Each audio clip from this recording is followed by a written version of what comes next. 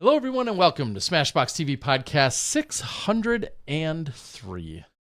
And maybe 604 tonight, depending on how the electricity and everything holds up in our neighborhood. Even if it's 414 day. Yeah, it is 414 day. It's 414 day here. Obviously, it's April 14th, but in Wisconsin, and specifically the Milwaukee area, 414 is one of the very original area codes here for the state of Wisconsin.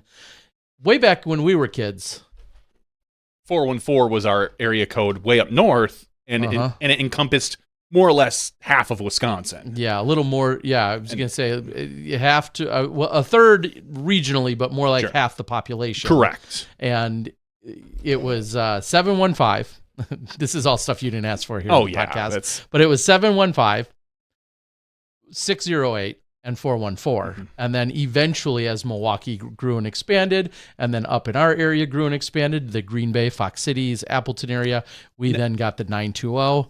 Well, 414, very much synonymous, and then eventually 262 came along. But anyway, it's a big. It's kind of a fun day. Have we always been in 414? Like, when did 414? No, we were 920. You and I. Oh, did it in Wisconsin or up in Appleton? Yeah. No, I get that. Yeah, but I meant down here. Yeah. Anyway. Yeah, and then outside of the Milwaukee, this 262. 262, and this is all relevant because Ludacris, of course, references us. He does in his very famous song about agriculture. About all the hose he's got. Oh, and the different area codes. Yes. Yeah, the agriculture one. And he specifically the gardening tools that he collects at different. Yes, all these trade shows he goes to. And one of them, if you listen closely, he's got some in the 414. I think he says 414, a little bit more like that. But yeah, that's that's everything you need to know about the Milwaukee and our area code and our exciting day that we have here. We have, as I kind of alluded to, some major storms coming through the area. I mentioned it in our little Discord that we have for Smashbox, that we had some ping pong ball size hail a little west of here. And there's about 20,000 people without power in the greater Milwaukee. 25. Is that it? Yes, in I the would greater assume Milwaukee it's more. area. No, Waukesha, the Waukesha County, which is west of us, got hit very hard. But thankfully not here. But we are going to get hit with another set of storms coming through in about 45 minutes. So we should see a lot more lightning and thunder. So I do have my little headlamp here, so we are all set. If we do lose power, are we on generators here? No, you don't have us backed up. No, we do not have a backup generator here. So if all of a sudden we go dark, you'll know exactly why. That'll be why. That will be why. Hopefully, as we're in the basement of your house, the first level, the only level, does not blow away. I hope it's possible. Anything's possible. I know they were saying that there was a tornado touchdown in the city of Sussex, which is about 40 minutes from here. 30 to 40 minutes from here. About 8 minutes from me. Yeah, about 8 minutes from your house. And it took the roof off of a commercial building and did some damage to a church. So they were talking how that was going to come into our area tonight. But thankfully, it kind of dissipated. It did not come into our area. But they don't know what's going to happen in the future. Miller Park, we talked about this last week. It was the Brewers are currently playing against the Blue Jays. Tomorrow night, Dylan Cease does pitch, is my understanding. Oh, yeah. And they had to put everybody in the Miller Park basement. They quote-unquote evacuated Seriously? Miller Park. Oh, I drove by there. Okay. Yeah, so they had everybody in probably the concourse area is my guess. And during this possible tornado. So that's how bad it was, is that you're in a concrete stadium that does have a closed roof.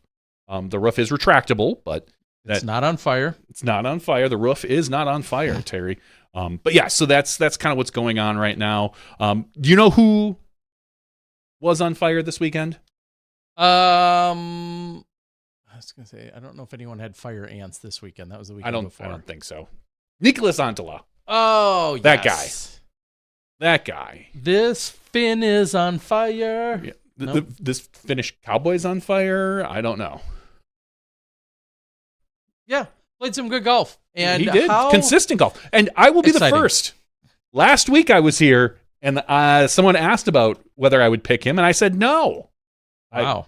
I was not going to pick Niklas because he hadn't proven himself, that he had gotten so close every time, but found a way to snatch victory from the jaws of defeat. Or it was the other way around. Yeah, it was the other way around. But now he got it right, unlike me. So he won the event by a single stroke over Gannon Burr this weekend at the 2026 PDGA Champions Cup presented by Vessi out in Lynchburg in Bedford County, Virginia. So it was some exciting golf when it came down to the end. A good course. We got to see a little bit of the course changes. A little bit more OB, a few little things here and there. It was very similar to what we saw last year at the Tour Championship. Yep. Just like I said, just a few tiny little changes. So ultimately, Niklas comes out ahead. Just very consistent golf overall. He started out with a 9 under par, leading the tournament.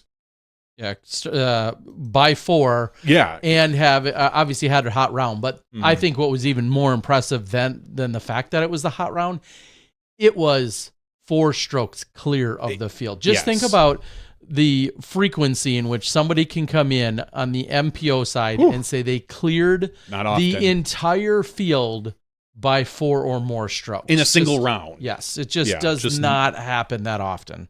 Yeah, so he 1067 rated round. I know there was some discussion, as we always see, about the ratings per round and how each course is handled based on the players that play and the compression and the scores.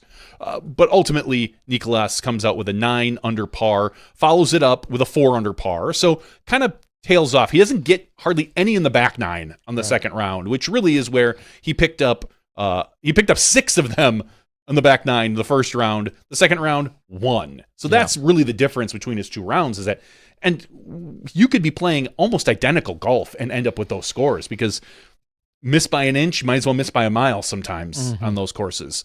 So, but Anthony Barella jumps up into second place by shooting an 8 under par that round.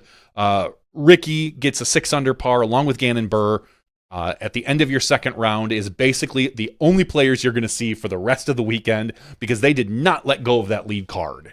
The third round, Anthony Barella and Niklas Antila end up tied at the end of it.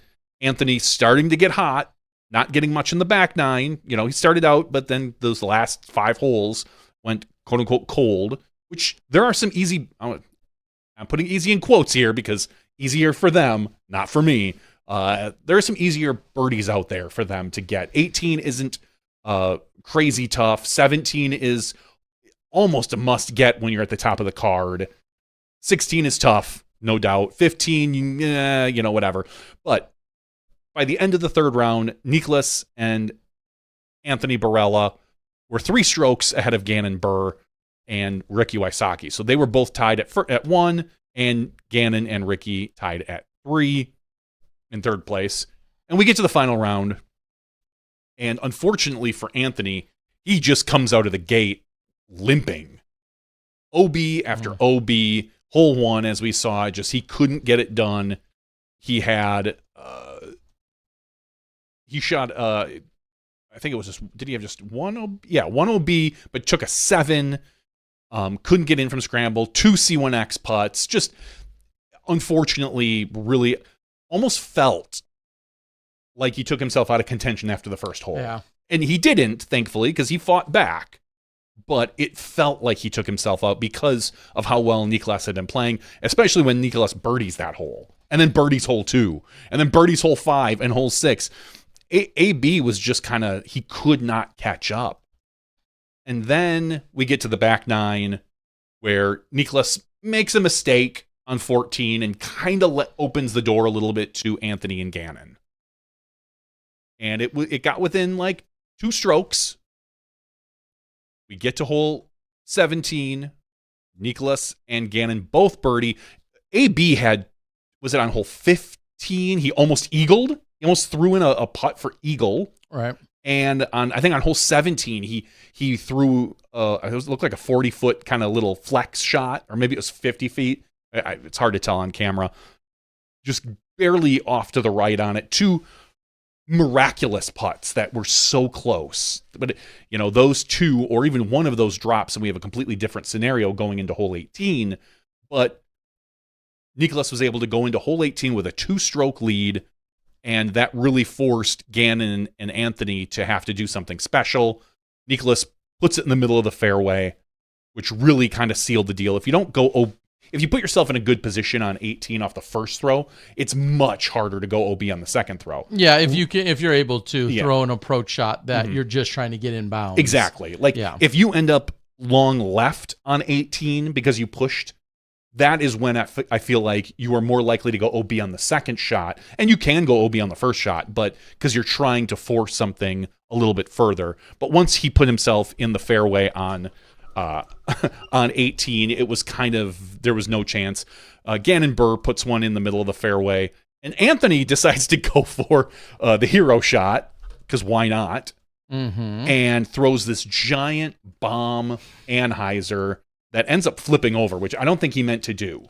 I think he's trying. You think he was throwing a roller? No. I think he was trying to clear. Yes, for sure. Yeah, clear that pond area.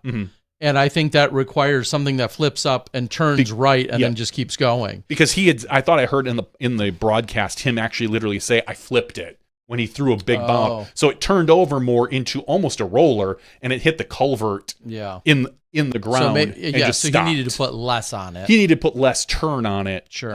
And then maybe he would have a chance. He's not getting to the green more than likely on one shot. Now granted, it's Anthony Barella. There is a chance, but I think he was more so trying to get close enough to set himself up for a 50 to 60 foot approach or putt that he could run at and make a push to Nicklaus, to at least force Nicklaus to have to make a putt. But Nicklaus throws it onto the green, about circle 2, wide open, is able to lay it under the basket, and the minute he does it, he falls to the ground, and you can just see the relief come out of him. The stress is gone.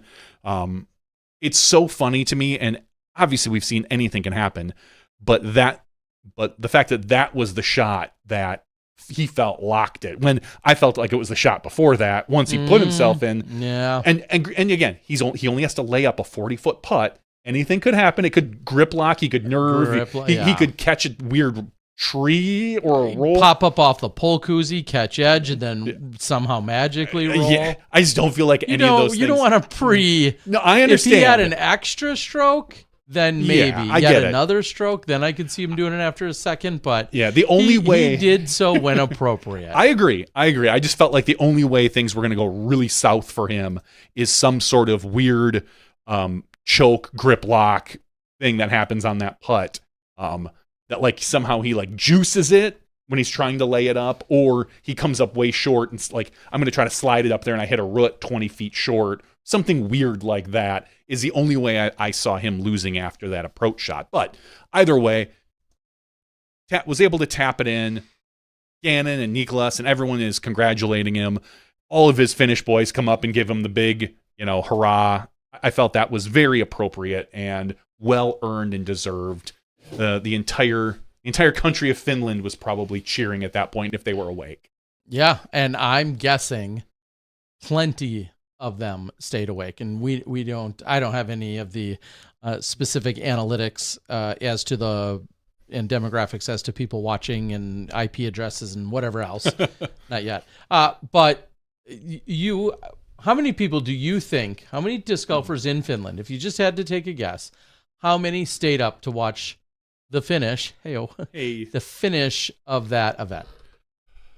Like a number? Yeah, a number of Finns tuned in that were watching on Disc Golf Network. No, well, I don't know what the live numbers are anymore these days. I haven't seen the overall live numbers. It used to kind of be in the 15 to 20,000 range at times. Sure. So if that's the case, let's just say it's 20,000 live viewers. Of those 20,000, I would think 4,500 to 5,000 Finnish disc golfers are probably tuning into that. And I know it's tough because it's late. And so I know some of them actually went to bed and then took it up in the morning. It was like I turned it on. I went to bed. I turned it off. I woke up and I started at hole 11 or 12 or whatever that is. There were a few of them that did that. I can't imagine doing that. Neither can I. And I get it. People have not everyone's. I get it, but I just can't imagine that anticipation of like how would you sleep? Yeah, of how would you sleep? I mean, last night I slept and then had a dream about killing a guy, and I couldn't really.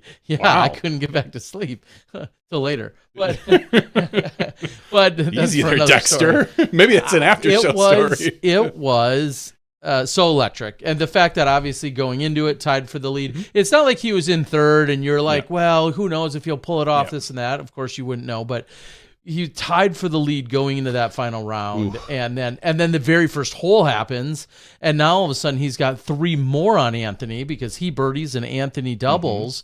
So he's 3 shots clear of the entire field at that point. And I know it's tough, but I kind of felt this way with Worlds when it was over there. Like I got up, I set my alarm to get up to watch FPO, which started at like 1:30 in the morning. Mm-hmm. And because it was such a close match, had it been a blowout either way, I would have gone back to bed like after hole 9 or 10. But it was such an exciting round that I there was no way I was going to go back to sleep. And I kind of feel that way about this event, where if I was finished and it's getting to be 10:30, 11, 11:30 at night, we're at hole 9 or 10 or whatever we're at there, maybe 12, who knows? I didn't keep track of that. I don't know how you sleep. I don't know how you just turn it off. And I understand that's a as everybody said and asked you multiple times, Terry, that is a grind of a course. It feels slow. It is not only that, but the people on that card not necessarily our fastest golfers. Niklas is slow. Gannon is slow. Barella, he's not fast. I think he's fine. He's average. He doesn't exceed as much as I think we see some of the other guys. Ricky's fine. He's just Ricky goes. Ricky's one of the fastest. Exactly. But those two guys they can make that round feel slow, whether it was or not. I don't have a problem with a 4-hour round. I know some people do, especially for our majors. I wouldn't want a 4-hour Jonesboro round. I think 3.5 is kind of the sweet spot for that. But that extra half hour, I understand how it can feel slow, and it would be tough to maybe justify, oh, God, I need to stay up for another 2 hours to watch this round, or 2.5 hours, depending on where the front versus back. And the back felt faster than the front. It typically was every day on all of the rounds, MPO and FPO. The back did play faster than the front did because we had so many, especially because we had so many of those challenges in the front few holes where less birdies were happening. So Tim brings up, like, was he ever not in the lead or tied for the lead throughout the entire event? I feel like there was a point when your nifty little app would tell us. It would tell me. There was a point, unless I'm thinking of the FPO when they said that Silva had been. No, that's a good question. I don't know. I feel like that was said at some point, is that he had lost the lead by 1. Now, or maybe he didn't. I don't know. I don't know, but I guess it depends as well as how you count that. When someone is on the second card and they're getting a 20-minute head start. Yeah, no, I don't count that. Do you do that, or is it when everybody at hole 1, everybody at hole 2? I'm not sure. I would have to pull up my. Yeah, I created a little app so I could look that up, but it's. I feel like I could have swore we were on hole 10, 11, 12, somewhere in that neighborhood. Like round 3, maybe? No, of the final round. No, he didn't. He didn't lose He did not lose the lead on the final round. He was tied, but he never lost the lead. Okay. Oh, yeah. Tied. Okay. Yeah, he was tied. Yeah. He was tied late. Somewhat late. Yeah. Okay. Yeah, but he never lost the lead on the final round. So. Okay. Oh, at any rate. Yeah, solid play throughout, though, clearly. And, monkey off his back, all of those, the cliches that go along with it. Yeah. Funny to say that, still knowing just how young he is. Like, when you throw that term around. What's he, 22? Dare I say, with well, at one point it was obviously Calvin, but with a Yuli or a Simon, sure, maybe, you get it. But for someone as young as him, to then feel that pressure. And that's because he, like you mentioned earlier, he's been so close, and we all knew it was capable, and we all pretty much assumed it was inevitable. But, the fact that he's already done it now, and certainly a highlight. Yeah, he's like 24 or 25 right now. Yeah, somewhere in that neighborhood. Exactly. So, very cool. Yeah, and congratulations. We had not just one Finn.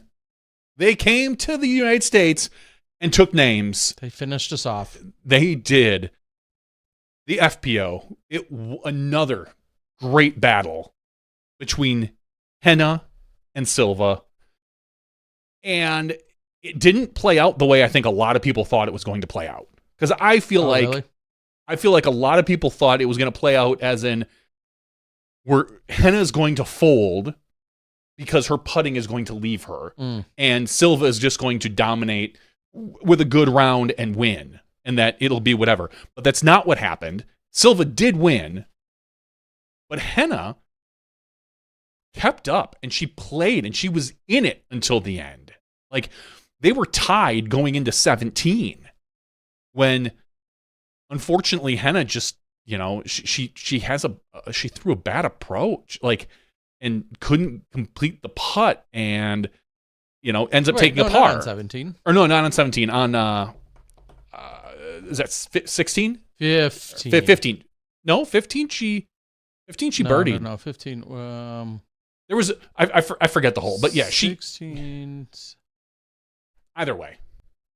Well, maybe it was 14. I think it was going to say, it must have been 14. Yeah, 14. Where she put herself in prime position. Right. And she could have taken control of that round. Right. Yeah. She could have. Yeah. She had a putt just outside of bullseye. Yeah. And unfortunately, she ends up, the event rating was 1,005, her highest event rating ever. She couldn't hold on for the win. She started out very slow, and Silva started out very fast. Silva picked up 6 strokes in the first 5 holes.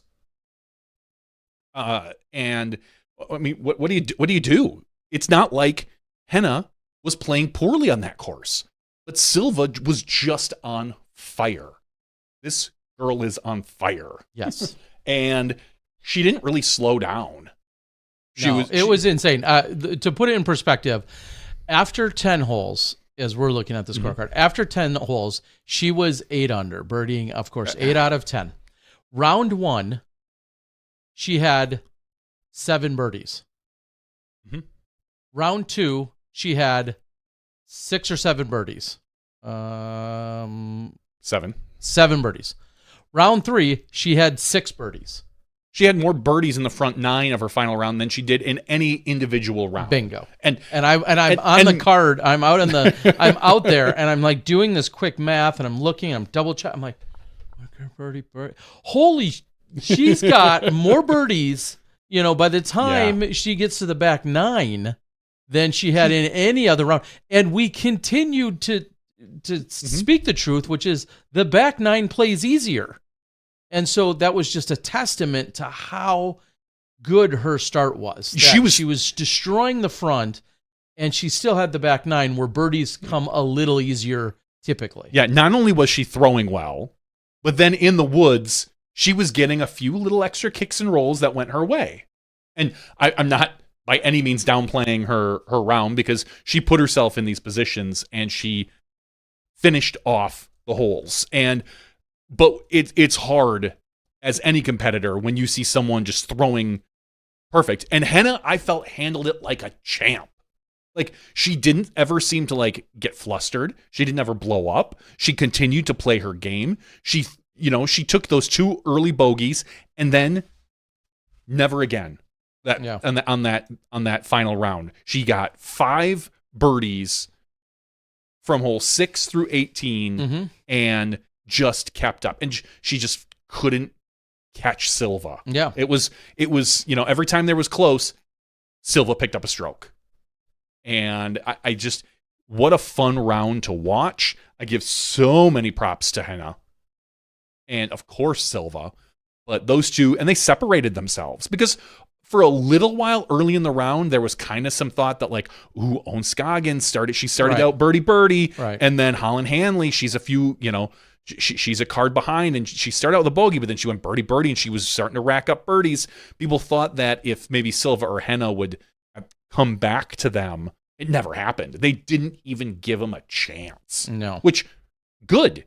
phenomenal golf. Put your foot on someone's throat and don't let up until hole 18, right? Like, just keep going, play your game, and it was a lot of fun. And ultimately, as we said, Silva wins, Henna takes second, Holland Hanley in third, Owen Scoggins in fourth, fifth place, Ida Letamaki.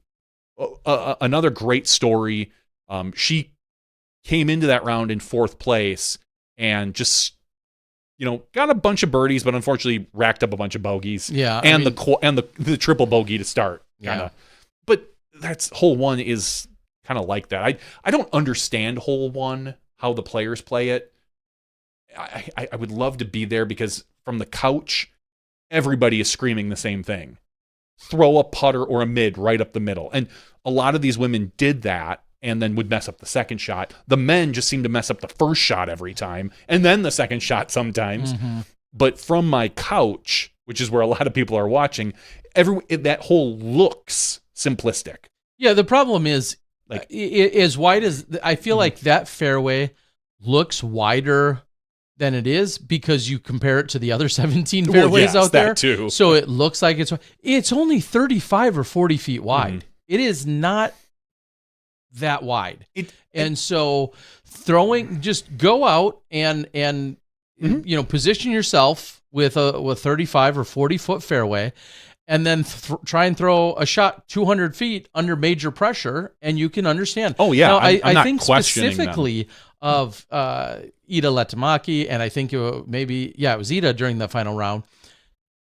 I looked at, I think, two of her throws. Both of them were a foot and a half out of bounds. Just like barely, and you don't want to be. You don't want to be close to that. Like, you want to be in the center cut if you can. Of course you do, but we all know throwing a disc straight is not the easiest task to do. Of course, they're top professionals, but we watched Anthony Barella throw a Luna 300 feet on a line, right, in the woods, but 400 on hole 11. Yes. Sure, on hole 11. But yet he walks up to that hole, and it feels like for the men specifically, they try to get a little aggressive because they want to get up to that so they can maybe make the next shot over the island easier.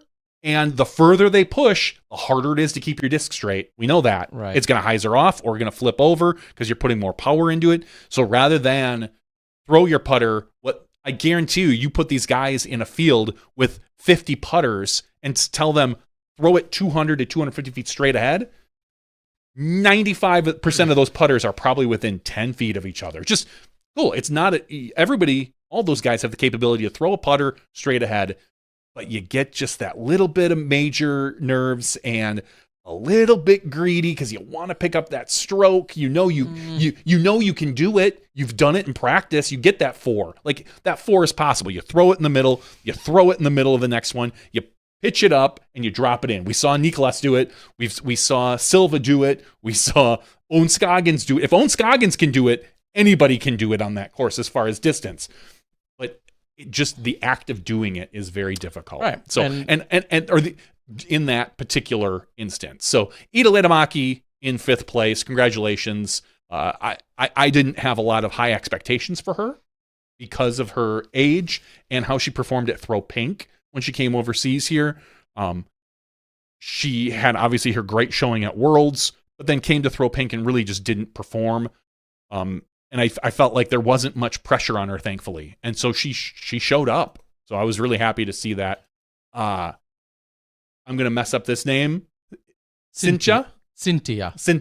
Kind of like Cynthia, but with a T. Apparently we've been saying the T as in Cynthia. Cynthia Klesberga. Yeah, Cynthia Klesberga. She takes 6th place. Just kind of a name out of nowhere for most people. Maybe in the U.S., but we saw her last year at the European Festival and other places.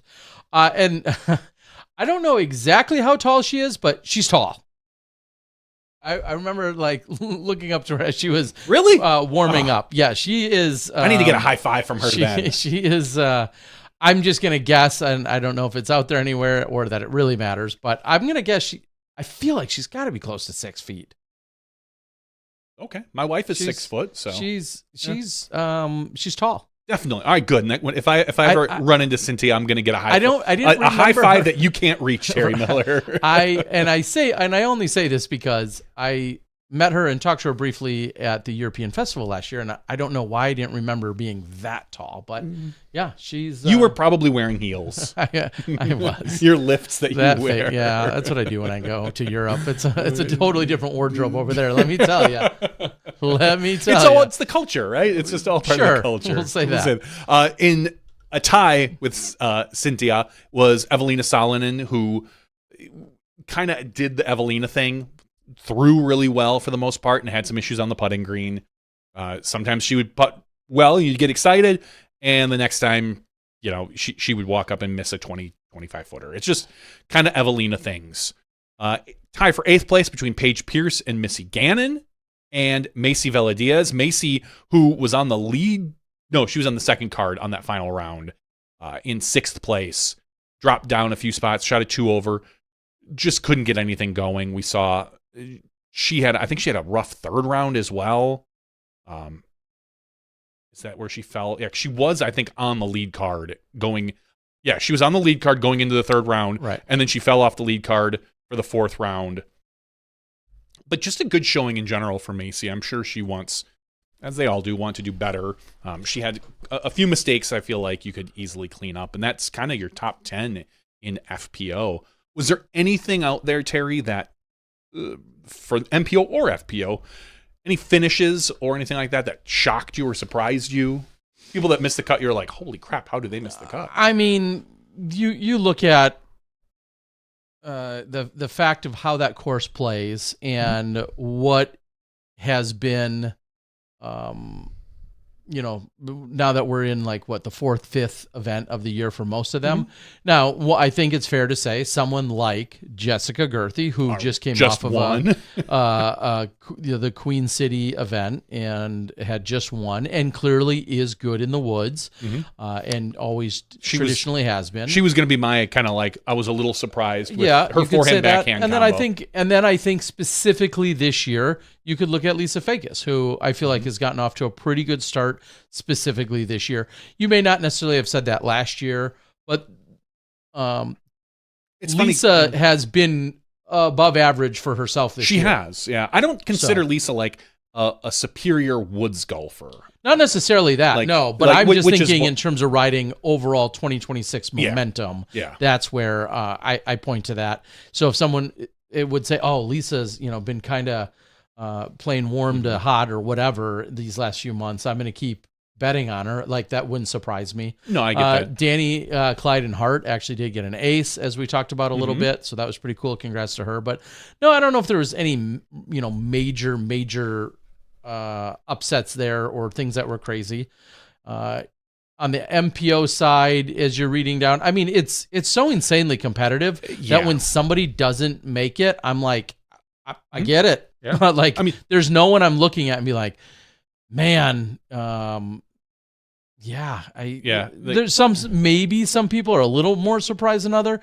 Someone like I was going to say an Andrew Presnell, who's obviously not only a previous champion, but good in the woods, like a Joel Freeman, and had proved a few years ago when he did win this event that length and control in the woods would not. Now, I do feel like not having a forehand here was more detrimental than possibly Northwood's black not having a forehand. So could that have been attributed to it? I don't know. Maybe Northwood. Yeah, thanks. Yeah, you threw the S. So maybe. Kyle Klein kind of surprised me. Just he is someone who I feel performs pretty well, and he just didn't have a weekend. He didn't. Yeah, I'm gonna guess that there's possibly an injury there. Okay. And I say that because if you look at his closeout on the final round, it shows that on hole 12 he took a double, then he went single bogey, then a couple of pars, and then he took a 10 on 18, and maybe he was tin cupping something or being goofy or funny, or maybe I was gonna say I don't even know how. Like we kept saying, I don't even know how you find. Click on it. Did it? No, there was no stats, which is kind of frustrating. And another story. That's a whole nother thing. Yeah, so I'm guessing injury. And please could be take that as exactly a guess because I did not talk to him, but that would be So maybe his plus 17 is slightly inflated, but nonetheless, definitely not an outstanding weekend on his behalf. So, yeah, it's incredibly technical, long woods golf. And I think some of the big stories that some people were maybe talking about as they were closing up for the weekend was watching the way that after a terrible start, watching the way that Gossage battled back to ultimately have a decent finish, even the final round where he was shot at like 6 under. 11 over after 9 holes in his first round. Exactly. Like everybody was, even on the broadcast, every chat person, like he birdied the first hole and then on hole 3 went bogey, triple, double, bogey, bogey, bogey, double. Right. Like, and then at that point, I watched a little bit of the Aderhold Goose practice round for upcoming Jonesboro, and he discussed it. He's like, I didn't feel like I was shooting bad. He's like, I was just a little off. And as we know, sometimes it's better to be way off than it is a little off in the woods. And he just decided, he's like, all right, I need to birdie out. And he turned it on. He made the cut, which was crazy, and then he lit up the final round with a 6 under par. So he moved himself up 18 places from barely making the cut up to tied for 14th. Yeah, just in the final round. Yeah, just in the final round. Like, amazing. Yeah, where was he after round 1? He was almost, I won't say almost last because he was at like 4 over par, but Goosage. Tied for 65th. Yeah, tied for 65th at 4 over par with Calvin Heimberg. Wow. And Cupcake also hadn't made was down and tied for 65th and ended up making the cut, if I recall. So amazing. Yeah. So some great tenacity from all of those guys. Mm-hmm. So this year, more than ever, we've started out with the opposite of what the complaints were for many years, which was a little boring in terms of non-technical golf that had a lot of hyzers. Way back in the day, whether Memorial and Vegas were kind of those to blame. We finally would get a little technicality usually at the third vent, which would be Waco. This year, I miss Waco. Obviously, for the last couple of years, we've been at Supreme Flight. Certainly not just a hyzer fest. No. We were at the Big Easy, which when people wanted to try and avoid other lines, they could try the hyzers, but only with limited success. So the Big Easy. And then after that, they went to Queen City. Another wooded course. Certainly not a big hyzer fest. No. And then they come here, Titan Technical. Are we ready to get into the Open? Yes. I think a lot of people are. Well, I think there's two minds of it. There are some people that are probably ready to watch the players unload and just throw. Right. And I know I say this a lot. I've always been an Emporia defender. I like the course. I like the environment. I like the fact that the players can just unload and they have to deal with wind. Like you literally, it's you against the course and the elements at that course that I don't feel like we see nearly enough at almost any other course. It was a little windy at Champions Cup in places, but not too bad. Like I watched some of the practice round today at Jonesboro, and it was windy there, certainly. But, I think people are just either really ready to watch some just fun, throw the disc hard. I'm going to sky a monster hyzer over these trees. I'm going to, do whatever. Or you are probably burnt out. Like this course will look so empty compared to Champions Cup that it might be hard to watch. You're like, there's, where's the trees? Where's the skill? Where are the trees? Why are these guys just throwing far? Like what's the point? And again, go ahead and watch the practice rounds. Jonesboro is not an easy course. They've made some changes to it. They've pushed some things and added an OB line here or there and whatever. They've made it a more difficult course, but it's going to be interesting to see how this week is reacted to, going from this, like you said, tight technical course to not so much shot shaping. Like it's walk up, I'm going to throw a hyzer here, or I'm going to throw a forehand here. and it's just going to forehand. I don't have to flex it much. I know maybe I need to bring it in or out a little bit, but there's not a lot of where it's like, oh, I got to hit this gap at 150 feet and I only have 30 feet to work with. It doesn't exist in Jonesboro.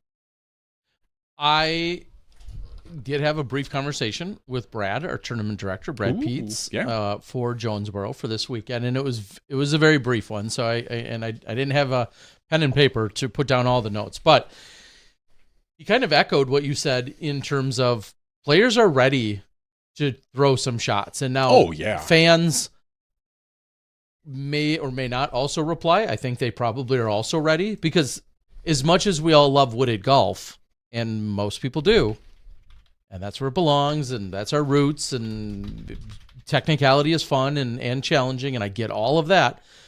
I think some players, like you said, not only want to be able to just unleash and throw as hard as they want on a few shots, but actually seeing a full flight of a disc. There's so many times where clearly trees somehow got in the way for these players this last weekend. There are a few trees at Jonesboro that can get in the way. But for the most part, they're going to be able to go out there and have their way with it. And wind might be a factor. Hills, elevation will be a factor. But scrambling isn't as much of a factor. We're going to see all those other You're things. not worried about hitting a tree and kicking off someplace where you can't get to. If you're someplace you can't get to, it's probably because you threw there. As opposed to, well, I was like a foot or two off my line, and now I'm somewhere I shouldn't be. That's not how Jonesboro plays. So it should be exciting. We're back at Jonesboro as we kind of transition to that conversation where the tour moves on. It's just a few days after we've wrapped up this very exhausting 4-day major. 3 days away from start. And Jonesboro picks back up. It's Friday. It's a typical, quote unquote, typical Friday, Saturday, Sunday, 3-day event, 11-hour drive from Virginia, which some players and staff and media were talking about. That'll be a 1 day. It's a 1 day drive for them. It's a 1-day drive after, again, 4 days of the major play. Yep. If you're involved with, we'll say, the Joe Miss practice round in some capacity, whether you're playing or a part of it in any way, and or your staff, and you're looking to have assets out on the course, things of that nature, that has to be set up and ready to go by tomorrow morning. That's already done. Sure. Because the assets didn't have to go to Champions Cup because that's a PDG event. They could just move on. So they just moved on because Parker Welk had said that the assets were there on Sunday, I think, when he got there. Makes sense. Already set up. And the course looks good on Jonesboro. It's green. It's lush. Right. You're not a lot of big skips there. Just it looks like a great course right now. I mean, it is a great course, but it looks like a great course. Yeah. I think Brad and his crew are excited to welcome everyone back. This is one of the few times I feel like we've seen an event which has been on the tour since 2017, mind you, an event leave and then comes back. Sometimes we see events leave and never come back. A year off. What do you think is going to be the feel? Whether that's the players or the viewers. Jonesboro was off of the tour last year, but it still happened. And a bunch of our tour players went there. Some, yeah. Sure. Not a bunch, but some. There was a handful. I think, again, players are going to be happy to be back at a course that they know. Players are going to be happy to be able to throw a full shot. And not have to worry. I think it's going to be received by the players pretty well. It's a fair course. It is... There's nothing sneaky about it. There's nothing fluky about it. Right. I think that the players are going to enjoy it and feel a sense of relief. Viewers, I don't know. Yeah. Honestly, it'll be hard for me to say, and I'm not sure, being quote unquote only 11 hours away, what type of spectators are we going to get? Because I don't feel like the Champions Cup had an abundance of spectators. No, it absolutely did not. Like there was a good solid group following the lead card. It looked like maybe 200 to 300 people at times. Maybe it's hard to say for sure. But just it's not a great spectator course in general. I think it's a great spectator course. I think it's a difficult area. To get to Lynchburg. Oh, no. I'm sorry. You're talking Lynchburg. I'm talking Lynchburg. Yeah. Sorry. Lynchburg isn't a great spectator course because of all the woods. Jonesboro is going to be a great spectator course because you have so much open space. Right. Sorry. Yeah, Sorry if that wasn't clear. Wires crossed there. Yeah. Lynchburg has a lot of excited people that can come out to that area. However, it felt like the attendance was a little bit light. And I don't know if that's because people don't enjoy walking through that course because of its technicality. I don't know if there was the fact that we had Queen City and no one maybe a way to reword that is if Queen City didn't happen in Charlotte, 3, 5, 7 hours away, whatever it is. Yeah. If that didn't happen the weekend, was it the weekend before? No, it's 2 weeks before. 2 weeks before. So that's, you have that question of like, do we ever suffer legitimately from some spectator burnout of, I'm going to go here, but not there. I'd rather travel to this event. I can make this one in 2 hours. That one's 3 hours, or even that one's 3 hours away. I'm going to go to that one because that has a little more history and depth to it versus I'm going to go to the one that's only 2 hours away. And does the course matter? Do those types of things matter? The vending, the opportunities? I don't know. I mean, normally you'd think that a major would pull in people from up to 4, 5, 6 hours away. I don't think that Lynchburg did. It did not. And so you've got those people that might just say, I'm going to go to Jones. Like if you're between Jonesboro and Lynchburg and you're thinking about going to an event, I understand it's a major, but you might just think, Jonesboro is going to be just a nicer place to spectate. I don't know if, or maybe they're not pulling from the same group of people at all. Yeah. I'm not sure. That's what I don't, and just confirming Lynchburg to Charlotte. So where they were 2 weeks ago is only a little over 3 hours away from each other. Would you be pulling from any of those same people spectator wise? Maybe not. Is there not that many spectators just right there in the Virginia area, West Virginia? That could be too. I don't know, but I think it's fair to say it was lighter than we would have expected in Lynchburg. And I'll say it's not from a lack of we'll say invitation. Like known as a great place to be. We've had the major, we had Worlds there just 2 years ago. Last year we had the Tour Championship there. Later this year we have the Tour Championship at Ivy Hill. I was a little surprised. And maybe somebody's got some great insight somewhere, but I'm a little bit shocked as to not seeing more spectators out there. I don't know. It's hard for me to say. Especially for a major, and you literally had every player you would want there. I mean, there's everyone from around the world practically was there. Every European possible contender that you would want to watch was there. So, yeah, kind of surprising. I don't know. Is it maybe because they couldn't vend? No. Okay. We'll talk more about that. Oh. Ooh, I'm interested in that later. All right, go on with the other major. Okay. The other major that happened this weekend was the 2026 College Disc Golf National Championships, hosted in Rock Hill, South Carolina at Winthrop Arena. I'm not going to screw it up this time. I'm not saying that I won't screw things up. I definitely do that. But anyway, this event has lots of champions and lots of people who, play. So let's go through some of the results right away. First, Mixed Collegiate Division I champion, 192 players. I don't think it's 192 teams. I think it's 192 players. Milligan A. So their A team. Milligan wins this. Ben Wagner, Ethan Bishop, James Blocker, and Zach Nelson. Now, this is the team that is coached by Zach Melton, correct? Yeah. They won in arguably what could be considered an upset over Emporia State. And I say upset because Emporia State has Tyler Ahrens, who's 962, Carter Ahrens, 1023, TJ Reel, 1,002, and Jaden Rye at 1,028 rated. So the ratings for that team, on average, probably 20 more points than what we see on Milligan. And it was those two that went head-to-head for the championship. Milligan ends up winning, I think, on the final hole. I think there was a big putt that was hit on the final hole. I have to go in and look now.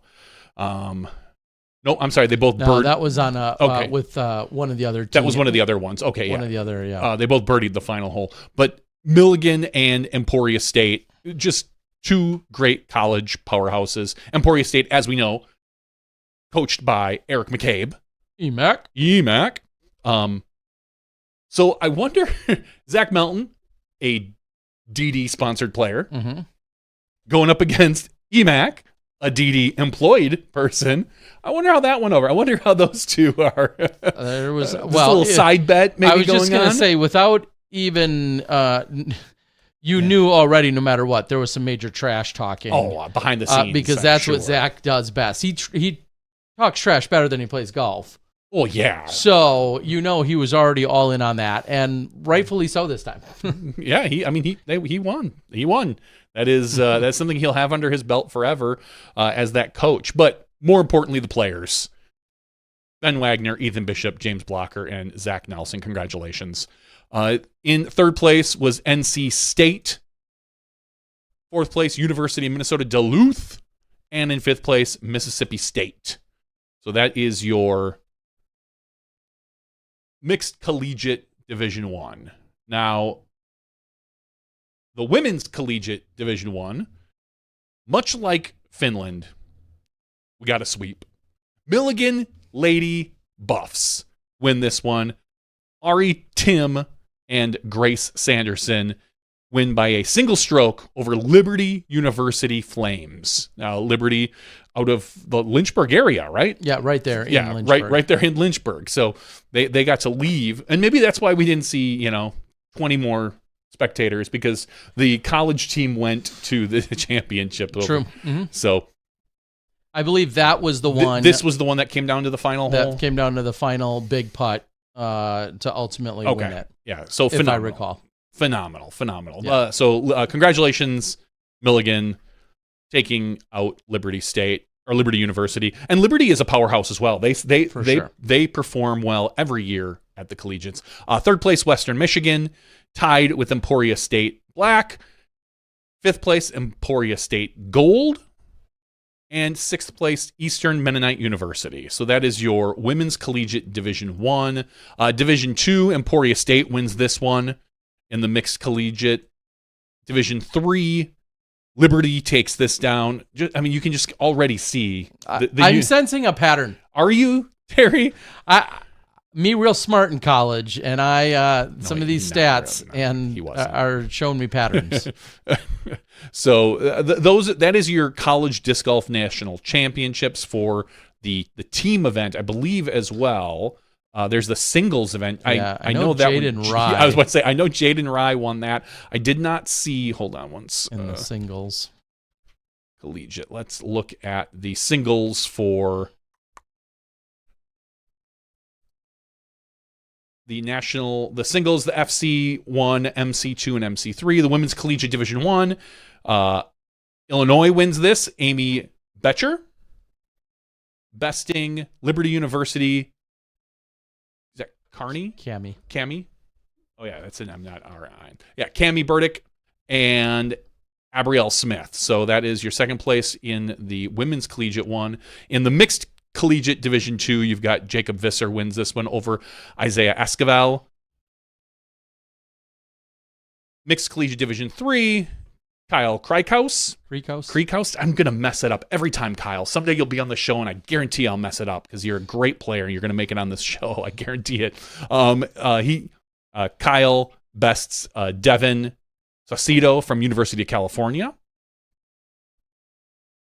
And we also have the singles MC1 for the collegiates, and winning that one, as we said, was Jaden Rye out of Emporia State, beating Jared Henderson out of Auburn University. It's funny because of all the universities, Auburn is kind of like the big name university.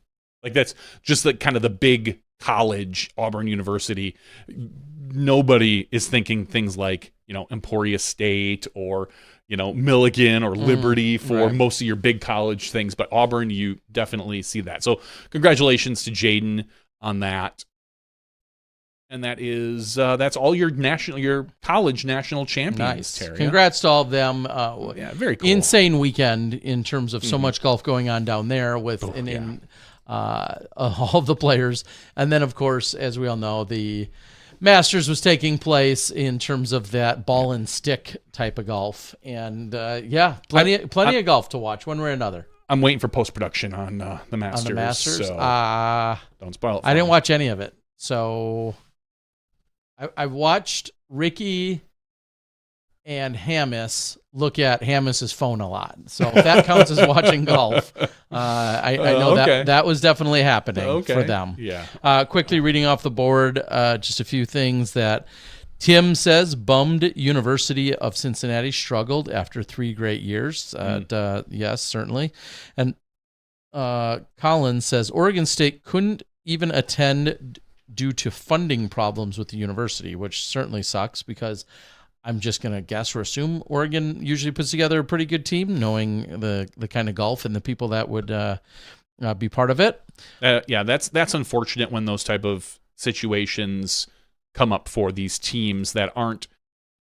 A lot of them don't get a lot of support from the university, so it's tough to gather a bunch of cash. I would think that that's going to that narrative hopefully will continue to change because of the growth of disc golf, because of knowing that this event is now grown into 500, 700, 800 participants and their scholarships. Like all of those things are the building blocks for the next university to be like, oh, hey, maybe we should take this serious, so that's great to see. And also off the board, we're being told that Tim Barr is the head coach at Milligan, actually, and it's not Zach. So Zach just like an assistant coach, maybe? Yeah, I was going to say, what's his official title then, if it's which I can totally understand that with Tim in that area as well, but what's Zach's official title?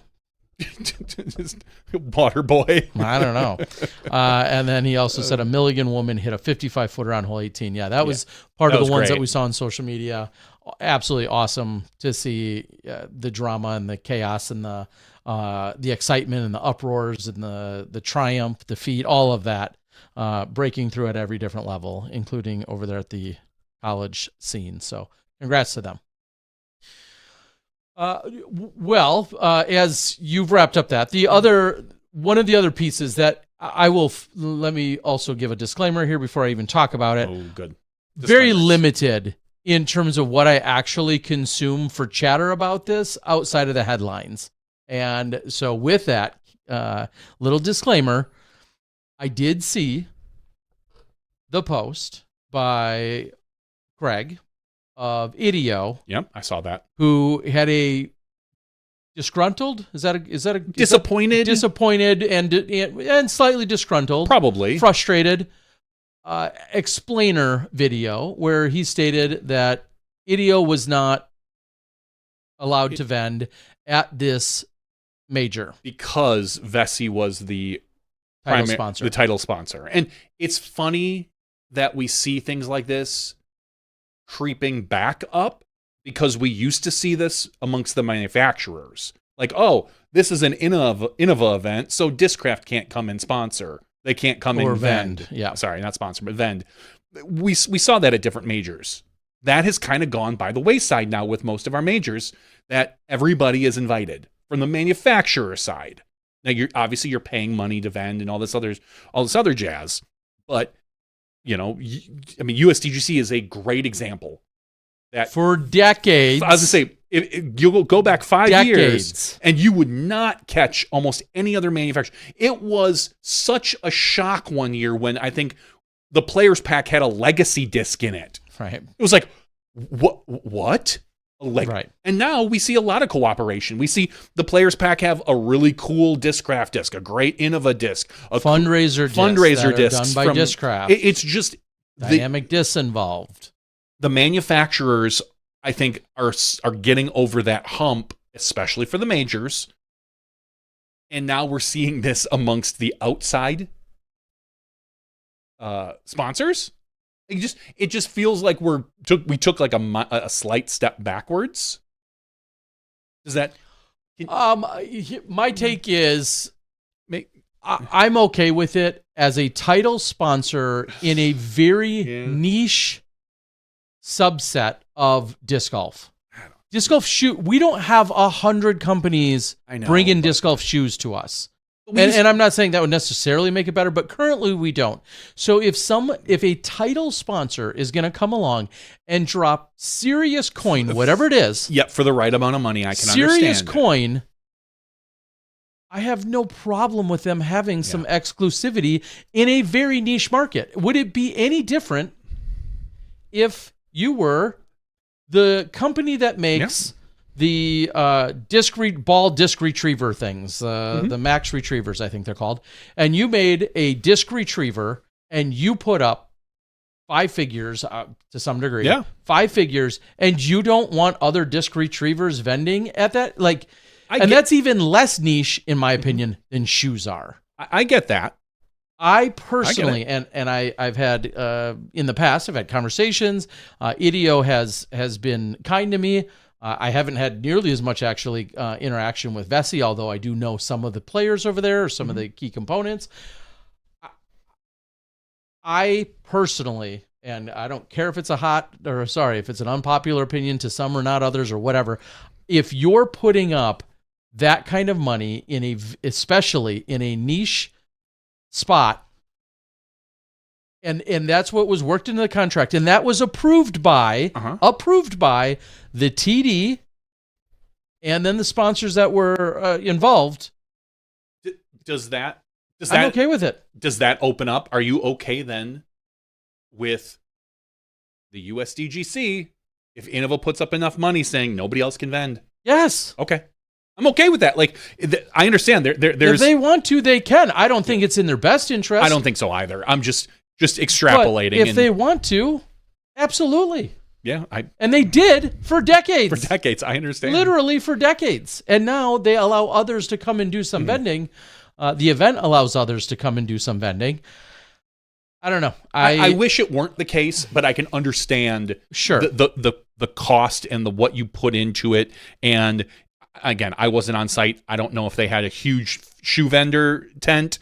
Like, oh, cool, come buy a bunch of shoes. No, they actually had very little representation in that, and that they weren't overpowering. I mean, they actually, it was kind of cool. On Saturday night, you could throw discs for free at a wall of baskets, and if you hit an ace on that, you got a $250 voucher for Vessi stuff. Oh, and it was free to play. You didn't even have to pay to participate, and you got multiple attempts at it, and I still couldn't hit the damn ace.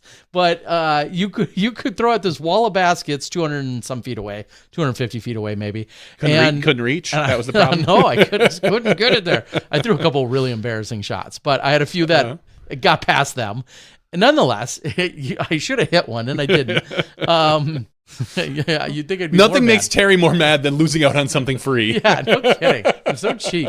So I don't know.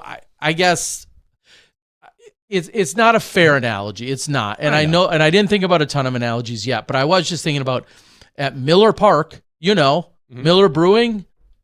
They have other beer companies that they own, but they're not inviting other random people to come vend there. Correct. Or if they do, they're maybe super small potatoes, or they have some other relationship with them. But that's why you pay for vending or naming rights. That's part of being. Yep. No, I understand. A title sponsor. Yeah. I understand. I wish it weren't that way. I wish you would compete more so on the quality of your goods rather than the money that you can put behind an event. But I'm okay. Like I don't. It's no skin off my back. Like good. Like if you're putting up that kind of cash where the event and the sponsors say, okay, that's the amount of money we're good with, and do you go to the Red Bull game? Red Bull, I don't know if they're the X Games or whatever. Something special Red Bull puts on. Do you think there's Rockstar tents?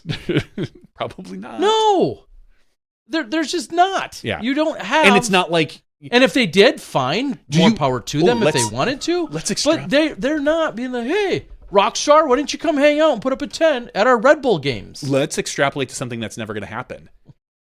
Do you think with the right amount of money, Vessi should be able to stop players from wearing IDEO shoes? Short answer is no. Okay. No.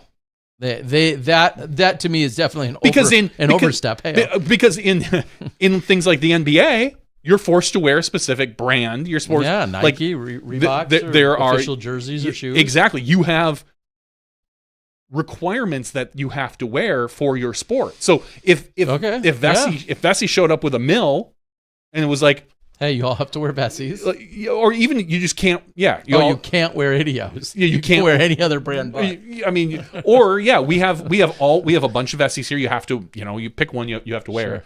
Like I don't. Again, that is something that is not going to happen in our sport. But yeah, those are on different levels. How long? As was my Red Bull example. Yeah. I get it. How long until we see a big fat sponsor on the back of caddy jerseys?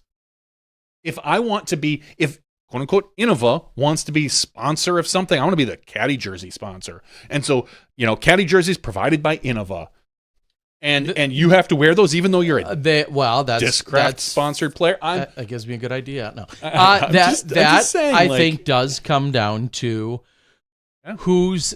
First of all, who's in charge of selling what? Is it a PDGA major versus a DGPT event? So there's conversations that could be had there. I totally get that. I think that would be an interesting conversation. As a side note, this kind of goes hand in hand with, and I think there is some great branding opportunities that have come and gone. But right now, especially at a lot of Discraft events and or Ledgestone events and or thousands of other Discraft supported events, one of the things you could always get for the longest time when ordering Discraft stuff for an event were volunteer shirts that have Discraft on the back. And whether you were getting them for free or discounted or whatever the case was, but you were setting up your volunteers. You have 50 spotters or 50 water people. It says Discraft on the back. I think that was brilliant for Discraft or for Innova or whomever to be able to do that when you're working with them as a sponsor. I like opportunities like that, but that's for staff. That's for volunteers. We know that, for instance, Diameter Apparel, who I don't know every detail about where they've come or gone, but for a little while, Diameter Apparel was, the official sponsor of the Pro Tours, outfitting a bunch of us at the Pro Tour. And does my example matter that who the sponsor is? If it were Diameter Apparel doing the caddy jerseys versus an Innova or a Discraft or a DGA or because someone like Cardinal Disc Golf who makes jerseys or other places who make jerseys, Paragon Disc Golf may say, hey, I don't like that.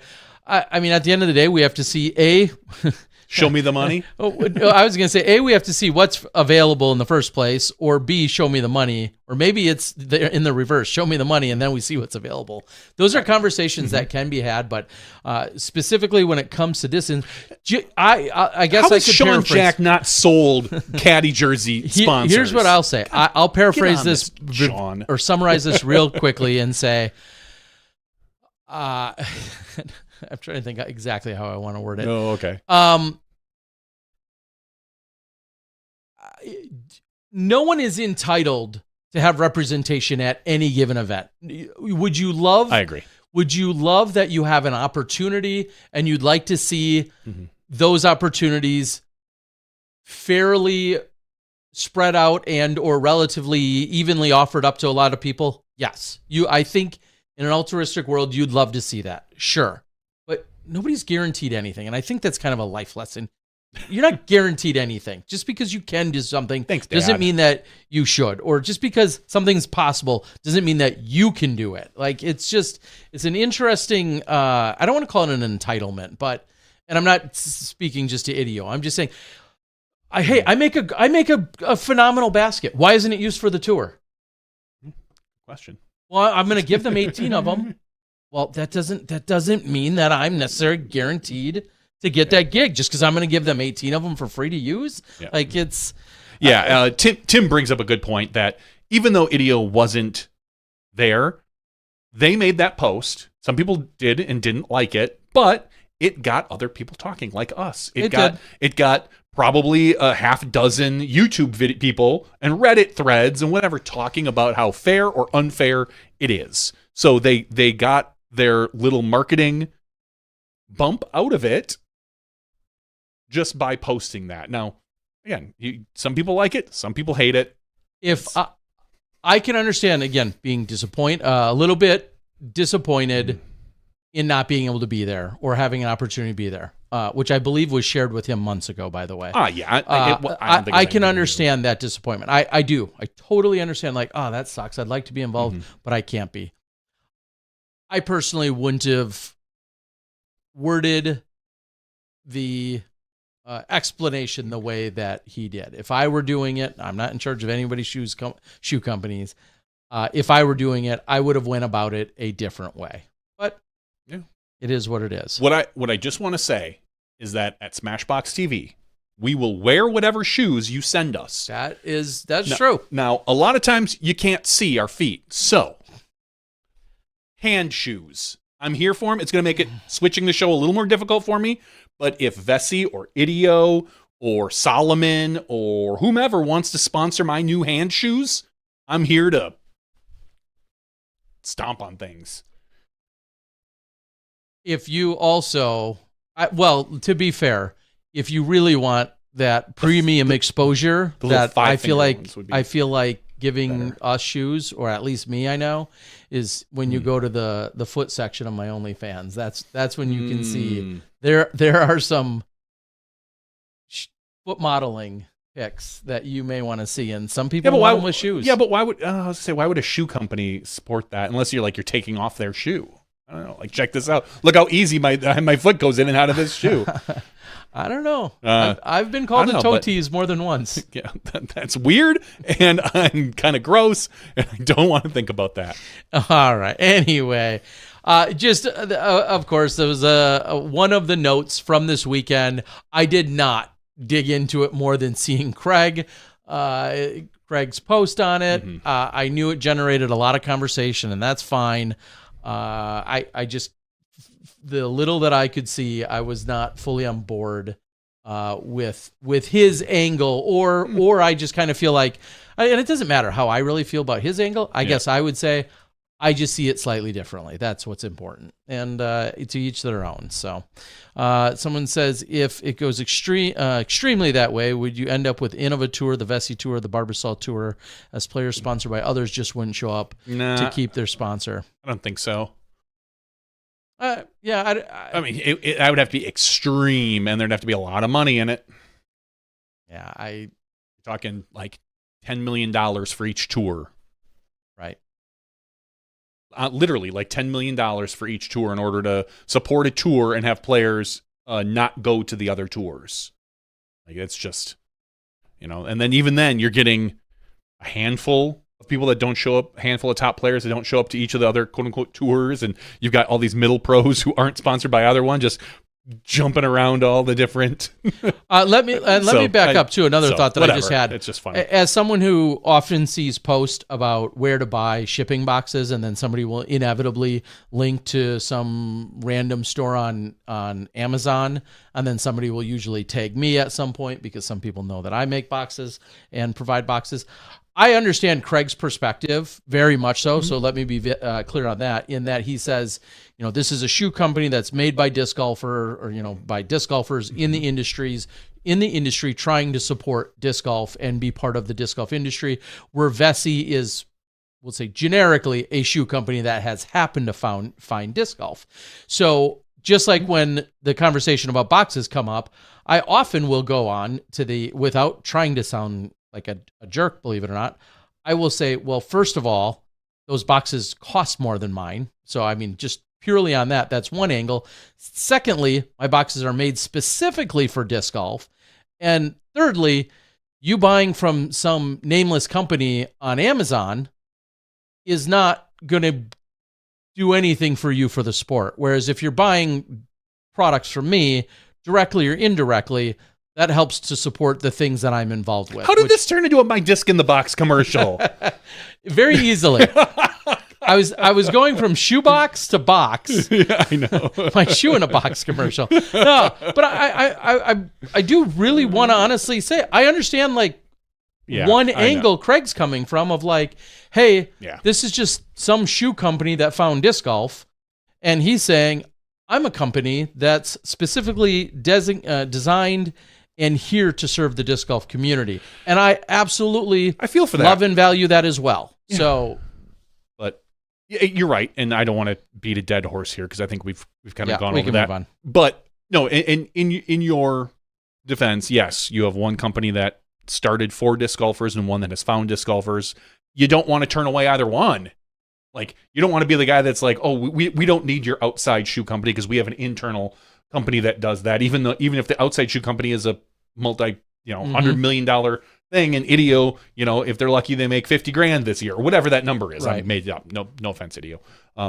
But yeah, you don't want to turn away anyone. So, all right, I think we beat the dead horse of who is and isn't allowed to vend, and we found out that Terry has an OnlyFans for his feet. Mm-hmm. His only feet. Totally fans.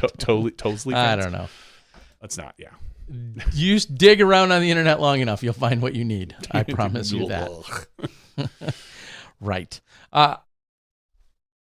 Jonesboro this weekend, as we already kind of talked about. I am personally excited. Are you participating in Jonesboro? I don't know.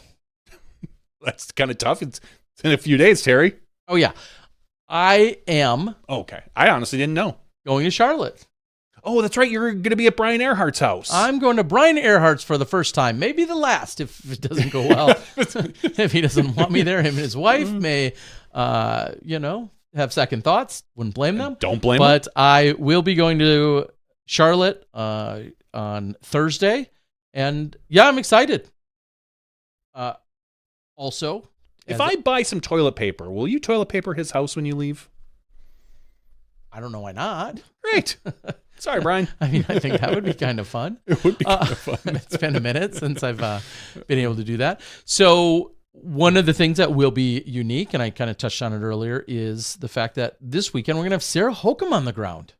Oh, that's for new. Both rounds. This will be her debut. Her on-course debut. For on-course, I believe. Wow. I'm curious. Yeah, I mean, I'll be curious to hear how she does on the ground. I mean, she's pretty good in the booth. Right.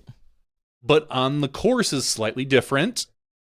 You don't necessarily, because they do. I mean, it was pretty, maybe I just pay more attention to this stuff. It was pretty obvious when they would throw it down to you for some sort of input that then your job was to take that and continue with whatever shots they threw for, those 4 shots and then throw it back to Charlie. Sure. The procedure I caught on to pretty quickly. How well she's going to do with that.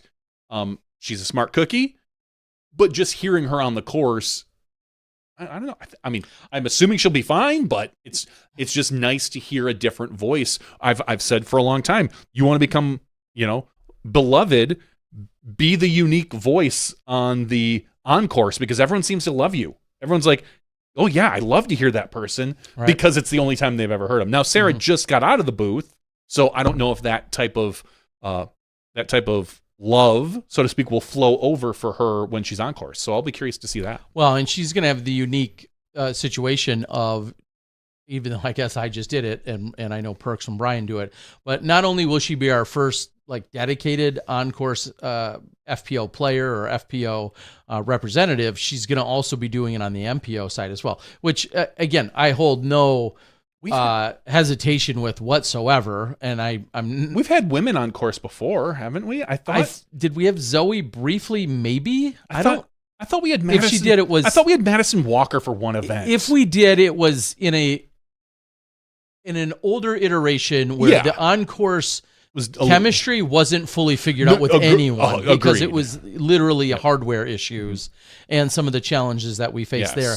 Now at this point, it's literally a matter of wearing the transponder that is on your back, but then also somebody else is turning on your mic when you're about to speak, and then they're turning it off when you're done speaking. You're not touching anything. You're literally just holding the mic, and somebody else in another control room thousands of miles away is turning on the volume or turning off the volume. Or forgetting to turn it on or off, as we heard once or twice. Well, to be fair, there was... Got a little bit extra. Yeah. I mean, that happens. I'm not ripping on anybody. It's just funny when it happens. And every time I went into the porta potty, which was hole 9, all 8 times, I think, morning and afternoon. At least you're for consistent. 4 days in a row. It was the best place because they were strategically placed on the course, and I had to go.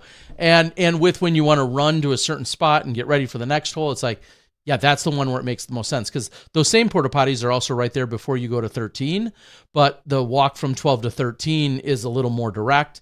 And I thought they might call on me more likely on 13, so I didn't want to be stuck by the bathrooms. And yeah, believe it or not, The logistics of you emptying your having bladder. a small bladder during a 4-hour round, mind you. I know. But yes, there was some actual thought.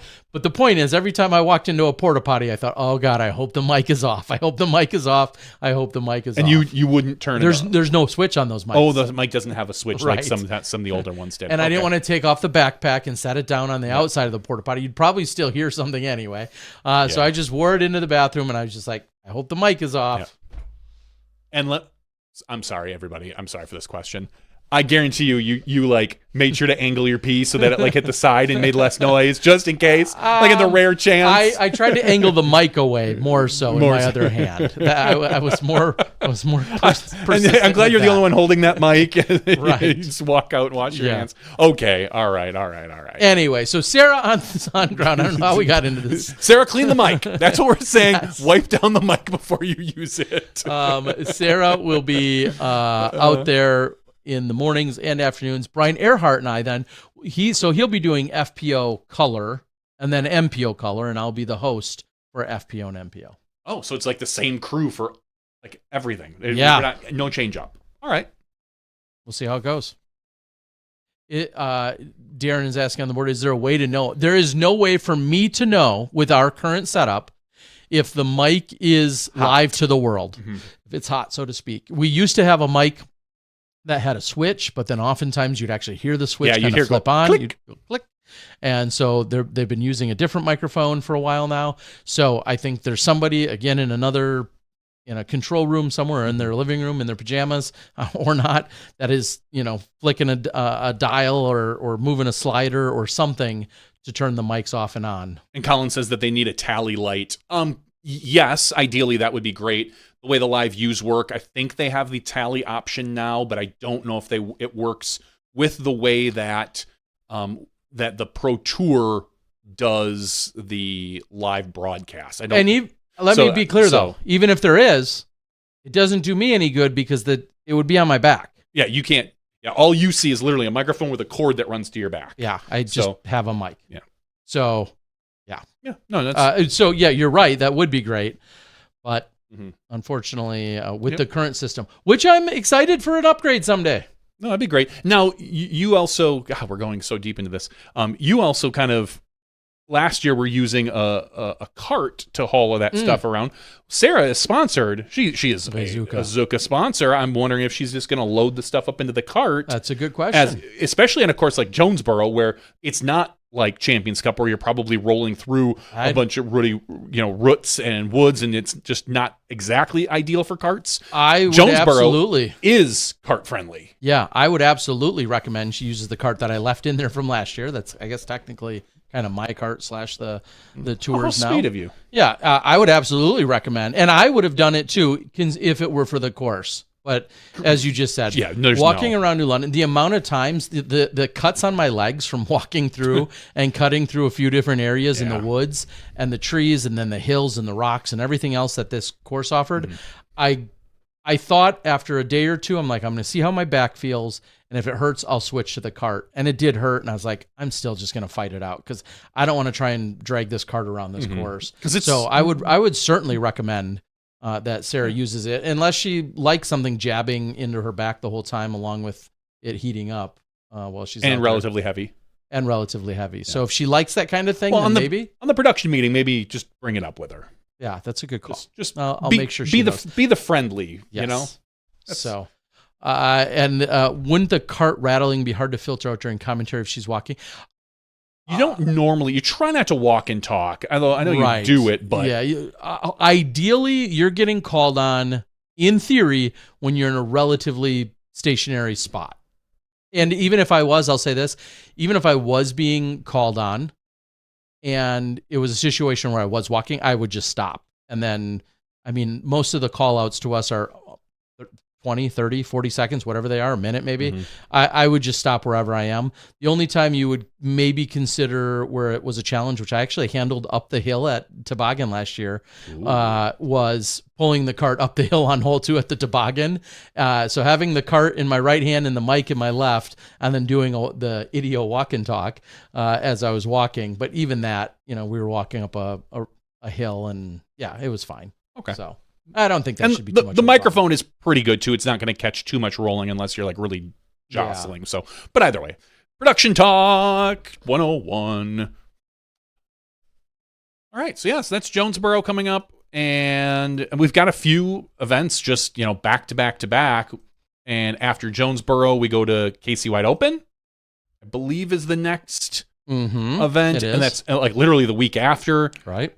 And then is there a 1 week break? Then there's a 1 week break before we get to the 4-round event down in Texas, the Open at Austin, which I will also be in the booth for. LGBT Plus event. Yeah. And that one I'm excited as well, in that we'll be on site. So hopefully there'll be a little bit of Austin comedy nightlife to take in. They've got some great improv along with a bunch of other stand-up. That's not just, the mothership stuff. There's other places, lots of them. And I believe I'm in the booth that weekend in particular with Dez and Philo. So that should be a lot of fun. Wow, we haven't heard from Philo in a while. Just been a hot minute since Philo's been behind the mic. He wasn't part of Supreme. No, none. He hasn't been. He hasn't been on at all this year yet. All right. So well, just in general, just kind of. He'll be with me then. All right. Give him a big hug for me. I will. Good. All right, Terry. We've made it through an hour and a half without losing any power. So I feel pretty confident. Most of the storms have probably pushed through the Milwaukee area at this point. I think we can be wrapping this up and maybe just go into a quick after show. Oh, well, fine. I guess we can. I would be okay with that. I got to get almost all of my steps in today. Yeah, you've got a lot of steps you need to get in. So you're going to start walking. It's crazy to think. I'm at roughly 2,600 steps right now. The 4 days in Jonesboro. Can't you roll some over? I wish. My average is going to pick up, but I went 22,000, 22,000, 21,000, 22,000. And then yesterday I had like 12,000 en route of coming home. And right now I'm at 2,600. So I've got some making up to do to get to at least 10. So I'm going to go walk around. If I get into a tornado, I just hope that it like calculates while it's spinning me around and then drops me somewhere else. If you get into a tornado, make sure to keep moving your legs. Right. That's the part that counts. Perfect. Good call. I will do that. All right. Well, with that, we're going to close it out. We'll have more random chatter in the after show, but hope that you guys enjoyed a little recap here of what we saw for the PDGA Major. Congrats yet again to Silva Sarnen, along with Niklas Antila, and then everyone else that was on site. And still a ton of work and effort put out, not just by the players, but then, of course, all the staff, that Ledgestone, and then the PDGA, and then on top of it, just the way that Bedford County, Lynchburg, all of those entities really welcome and embrace disc golf. And it's obviously a beautiful area, and I think we're going to see more golf develop and get played out there, especially if you are a huge Foundation fan. They're located right out there. Got myself a little picture with Trevor at one point, and then sure enough, one of the pizza places we went to one night, Trevor and Brody walked in. I'm like, I'm in heaven. Like, the stars just show up. And then Brody fed me pizza. He's like, I got to go run, so eat my pizza. And he shoved it in my face. Wow, that's awfully sweet of him. Yeah, he fed it to me. It was really sweet of him. I said, get out and run, boy. With that, episode 603 is in the books. Thanks for joining us. We're going to take a super quick break. When we return, we'll have the after show when you step inside the Smashbox. Thank you to our $2 and above patrons. Your name is listed below in the credits. If you are interested in being listed as a producer in the SmashBoxxTV credits and supporting this and other fine podcasts, please visit patreon.com/SmashBoxxTV.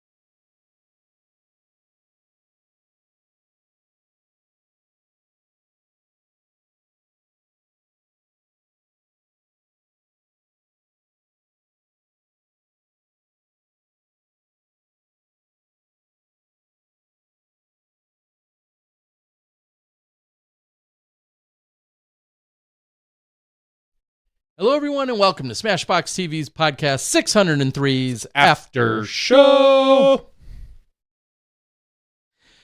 You know, all this talk about tornadoes and insane weather, a little bit of hail rolling through today. Ping pong size, I heard. At one point, I was out in it, and it was hailing, and it was pellet-sized in my particular area at one point. Not to say that it didn't get much worse. I think there's going to be plenty of damage everywhere. I think this is all just payback for me complaining and whining and saying I really wish I was in Thailand right now for the Songkran festival. Oh. Which is like 2 to 3 to 4 to 7 days of just straight water fights all over the country. Like, it's kind of like their New Year. Okay. And it's, I should Google it. I don't know how many, I'm going to assume decades it's been going on. Like everywhere you go, water guns. Yeah, it's like water balloons. Open up fire hydrants. Like, it is just like apparently just water festival time. Okay. Songkran. All right. Festival. I'll just read straight from the Googles. Songkran is a traditional Thai New Year festival celebrated from April 13th through the 15th, marking the time for renewal, family, merit-making, famously characterized by nationwide water fights. It involves visiting temples, pouring water on Buddha images and elders' hands to cleanse bad luck, and massive, fun-filled water battles with buckets and guns on city streets. I've been hearing about it since the first time I went to Thailand 7 or 8 years ago, and I will get back in April at some point for the Songkran Festival because tons of people I know that are in Thailand, disc golfers and other friends that are in Thailand, just pictures galore, people having a good time with it. What an awesome and fun tradition. Obviously, it's pretty warm there, and so sure. a little water fighting and a little festival time for their New Year is pretty cool. So yes, do a little Google on it, find a video, you'll see it's quite a thing. The question is, how many years has it been going on? As it says, rules and etiquette, dress appropriately. Well, while it's a water fight, modest clothing is appreciated, especially near temples. But yeah, very, very cool. Like, it's a really big deal. You want to go? I mean, I would love to go. I think it'd be a lot of fun. What are the rules? Don't spray people in the face or splash too aggressively. Don't spray drivers of vehicles, especially motorcycles. And it's best to stay off the roads as much as possible, too, as Songkran has high incidence of auto accidents. Yeah, well, you're getting sprayed in the face probably as you're driving. And yeah. Okay. So, yeah. Pretty cool. I guess I was thinking, I think party and overall festivities may last upwards of a week, but yeah, it looks like it's specifically on 3 days or so. In 2024, Songkran was extended to span nearly the entire month, running from April 1st to April 21st instead of the traditional 3-day celebration. Wow. Maybe it was really hot that year. It's like, all right, let's keep it going, folks. The festival aligns with the New Year observed by many Southeast and South Asian cultures, following the Buddha calendar and coincides with the Hindu calendar, and then a whole bunch of other things that I actually can't pronounce. But yeah, other places like China, India, Laos, Cambodia, Myanmar, Nepal, and Sri Lanka. Sounds like a blast. It's officially celebrated. So now anyway, you learned something. Yeah, I have a lot of people when I leave come February. See you at Songkran? I'm like, no, but I'm going to come back 1 year, not just for that one weekend, but I'm going to come back. You have to host an event. Yeah. Well, and speaking of which, it was just a week ago or so that there are some golfers we know that were in the area of Vietnam, and Vietnam hosted one of their first tournaments in Ho Chi Minh City just a week or two ago, I believe. So really cool. Love it. Absolutely love it. Lots of good conversation. It was great to see so many people this weekend in that, obviously I haven't seen a lot of them really since October, whether it was USDGC or one of those events. And some people, were inquisitive about what was going on. They're like, weren't you in Asia for like 6 months or something? I'm like, no, 6 months. It was like a few weeks. And and then just a lot more interest that keeps coming about. For the Asia tour? Yeah, Asia tour and just kind of the culture, the people, what events are happening, what the scene is like. And I'll let a little secret out of the bag. Looks like we might getting that much more serious to one Owen Scoggins coming over for some Asia tour action next year. Which would be awesome. It would make sense for her maybe to go visit some family and then, hit up some of the, that's what she's looking to do. Hit up some of the Asia tour. So her and I will be talking about it. I'm clearly not in charge by any means, but I know some people and know some things. And yeah. Is she extra popular in that area of the world? Or, I don't know necessarily if that's the case. I wouldn't say so in like Lao per se, but certainly there's probably a little more awareness of her with her heritage and whatnot in that part of the world. Yes, I don't local know, pride. But if she shows up for a couple stops on the Asia tour, just like she does everywhere else, personality so infectious, so fun loving. I can't think of somebody that could possibly enjoy that tour more than her, actually. So it will be a lot of fun if her and Justin and a couple others come over next year. All right, what else do we got on the board? We're here in the after show. If somehow you're new here, most of you aren't, but if you are, after show is a good time to be a little more lax. And not only do we talk about disc golf, but we'll talk about just about anything else that comes in on the board or other life, pop culture, things going on. Your life, our life, whatever. I went to go see the Super Mario Brothers movie, Super Mario Galaxy, right up my alley. Enjoyed it. It was fun. In your pipe? On your pipe? Sure. Yeah. Nice little warp pipe. I'm not a hardcore gamer nor a Nintendo fan, but would I enjoy it? I mean, I know the original Super Mario. Is there a storyline I would need to know or care about? No, there's like not that deep. No, it's not that deep, Terry. Like I watched it because it was just, it's just fun, and it's my son and I sat next to each other. The whole family went, and we were like every once in a while, like leaning over, like, oh, that's from that. Oh, that's from that movie, or that's from that game, and it was fun. It was just a joy. Just sit and watch that. Is it a great movie? No. Like, is it a good movie? Maybe.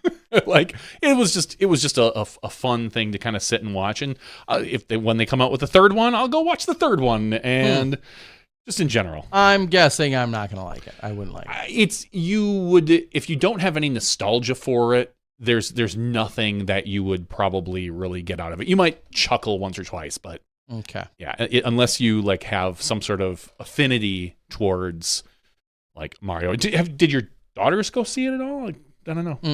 Yeah, I don't know if they go see movies a lot or not.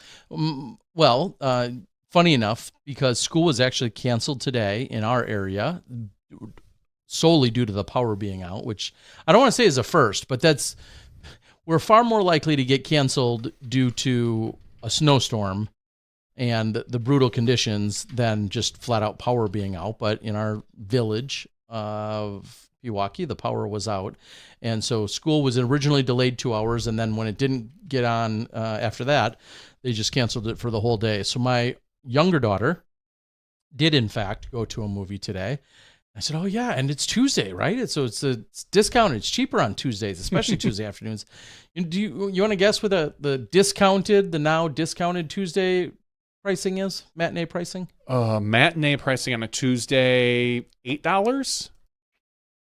You're a big spender. It was $7. Oh, it was $7. It used to be for the longest time. I want to say it was $5. Yeah. I don't know if at one point it used to be ever a $2 Tuesday thing. But anyway, back in my day. Well, no. yeah. $7, they went and saw something that she said was just okay. And but it was not that movie. I know that much. All right, let's read off the board. Somebody said something about John Houck should design every PDGA Pro Tour course or design one for every event. It's so much more than the design. I'm not dismissing your comment. I guess the challenge would be the practicality of it, because John does design courses that also are not Pro Tour challenging enough. Yeah. Does that make sense? Like, he designs great courses, but not every one of them is a championship level design of 10, 12, 15,000 feet or whatever. Not to say that couldn't happen. Usually, of course, you're looking at anywhere from a 1 to 5 year plan, I'm guessing. I'm sure John maybe has something on his site as to how long, but I bet I would be willing to bet the average from start to finish, the day he's contacted to the day the course is ready for play, I bet you averages 2 years. I was going to say 3. Yeah, And maybe it's 3.5, maybe it's 2.5. But the amount of usually dirt and earth and machines that get moved and things that have to happen, multiple tees, multiple pins, fairways getting carved. Mm-hmm. Obviously, every piece of property is different. I bet you it's a 2 to 3 year average. And then it's not going to be perfect day one. No, it's going to be good. As we saw with Big Easy, there were some complaints about the course. Right. It could be tweaked and flexed a little bit depending on what the players were looking for. So I think the bigger problem potentially with it is, besides, is you need to have someone there to run it then, wherever this is. I mean, you could put the greatest course in the world in the middle of Montana. That doesn't mean that it's still conducive to the tour. And then, even if you do have a great course in a great area, you need the right support staff to actually pull off the event. Do you have the spotters? Do you have the volunteers? Do you have the local organizing committee? All of those people to actually then. And then last but not least, is there a cell tower nearby? Can we get good signal for live? So those are all a bunch of factors. Aside from whatever also the initial cost is and whoever is paying John, I believe he comes in with the highest price tag, understandably so. But, you're talking 6 figures, maybe upwards of $250,000 investment to get a course in. I'm going to just guess. Of course, it always is going to come down to how much land needs to be moved, and are you renting bulldozers for a day or for a month? But, yeah, you're talking $250,000 probably per course would be an overall budget of where to start with. So Artie says, I'd do it for half that. But would you get the results, Artie? That's the question. Yeah, and funny enough, I saw somebody on the internets, believe it or not, saying how much they didn't like some of John's designs. And clearly it's a 1,000,000% subjective. I don't know. I think it's fair to say I don't want an entire tour designed by any one person. I feel like that's also pigeonholing and limiting, right? Yeah, because there's different qualities and different aspects on each person to designs a course. A course that you design, you could go to the same plot of land, you and Avery Jenkins, and get 2 completely different styles of courses. So I think now I do feel like, a lot of our good course designers, your Avery, EMAC, John Houck, some of the bigger names that we've seen, they could probably adjust and design different types of courses because, as I've always harped on, it's one of my favorite things about the tour is the different styles of courses, which is why I love, which is why I am an Emporia defender, because we don't have another course really like that in our tour. We still don't. As of right now, I don't see a course that kind of stacks up to what Emporia, the type of challenge that Emporia provided. Now, you may like that, you may dislike that. That's fine. I also love Milo. I also love, Champions Cup at Lynchburg. Mm-hmm. Great course. We don't, there is, short of Northwood Black, that's probably the closest I can think that comes to that type of champion, that type of Lynchburg course. Right. And the question is, so many people love wooded courses, but are people going to get burnt out on them if like the push was originally many years ago, we saw a lot of ball golf courses because the spectators, it was easy to spectate. It's a little bit easier to lay out a course there because there's less you need to carve out. You kind of just tuck baskets into places and find tee pads. And that was great for a while, but then people were like so bored with that. Mm-hmm. And so there was a big push to go back to wooded courses. And now we're seeing much more wooded courses. and less spectators that are able to watch. But if we go even further towards the wood courses, are people going to be sick of that? They're going to be like, I can't tell the difference between, Lynchburg hole 7 and Iron Hill hole 10. It's the same thing. And those are harder to cover. Those are much more difficult to cover with cameras in the woods. You really only have, your catch and throw cam can only do so much.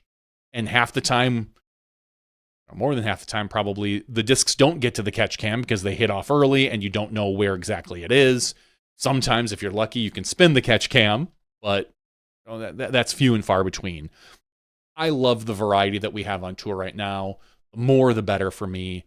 Having John design so many of the courses, so to speak, if that were the case, I don't know if I would like that. I like what we kind of Which is obviously, again, no slight on him. No, not at all. It's just we enjoy I enjoy variety. And I think he would provide variety on different types of courses. But and this is a what if and a hypothetical, or a hypothetical that never happened. It would be interesting to see, because we've become so familiar after a few years of being out at, say, Wild Horse in Vegas. It'd be interesting to give John the map of Wild Horse and say, all right, you put 3 courses out here. It'd just be really interesting. Again, as nothing more than like this crazy scenario, it'd be interesting to see what he would do with it and the courses that he would come up with. And I only use that as an example is because, those are courses that I've now worked in, that we're all familiar with, or we had seen for many years. And I'm not stating that this can or should happen. Just as a crazy test case, it'd be interesting. Yeah. You're like, here you go. What would you do with this property? And I would, I don't know. Artie says, I want to watch the 2014 Japan Open courses, throwing down a mountain on a ball golf course. Was that Nasu Shiobara Highlands? Yeah. I think they still played there in 2014. The same ones that we went to. Okay, yeah, those were fun, man. Yeah, they were a blast. Not gonna lie. We were also at a level of manicured. That course at the time. That ball golf course was this absolutely epically manicured, beautiful. Everything about it was already amazing. I almost felt guilty being on the property because it was so nice, including this insane castle-like clubhouse that we were in. And it didn't even feel real that we were allowed to be out there because that ball golf course is so nice. Unfortunately, more frequently, we get ball golf courses that are usually in decline or need on their way out. Yeah, of being a ball golf course. On the way up or on the way out, one or the other. Yes, I hear you. It is a nice blend. I agree with you, Colin. I have a dumb question for you. What's new? It has nothing to do with disc golf. Okay. It has to do with clothing. When you put on a belt. Sounds like a sponsored ad coming from me. Maybe if you have a belt sponsor, sure. Do you pull the belt through the first loop all the way and then feed it, or do you feed it one loop at a time and let the belt slide up as you feed it through? I feed it through one loop at a time. Okay, and I only ask because the other day, because that's normally how I do it. I normally grab the belt and you just go through one loop at a time and then you buckle it. But I've got a belt that's kind of clothy that if I do that with, it tends to get twisted. So if I pull it all the way through and then feed it that way, it gets less twisted. Is this on your robe? This is not on my robe. No, it is actually like it's a cloth rope with a metal end that you kind of double back. They're usually for a pair of shorts. But I was just thinking that the other day when I was putting it through, I'm like, gosh, this is different than how I normally put a belt on. I'm like, and then I sat and thought, I'm like, how does everybody else put a belt on? There's no instructions. You can do it any way you want. Am I weird the way I put my belts on, or am I normal the way I put my belts on? Do you do it, pull it all the way through and then loop it, or do you let the belt roll up as you loop? I don't know. Yeah, one at a time. Yeah, and same this goes, and it's funny because popping up in my ads in the last few weeks were the Grip 6 ads for, I think, up to 40% off of their, imperfected, we'll say their second runs or their X-out belts or something of that nature. But they were running a 40% off sale. And I so wanted to go buy one. And I thought, I don't need one. I've been using the same belt from them since 2021, since it was handed to me in Utah.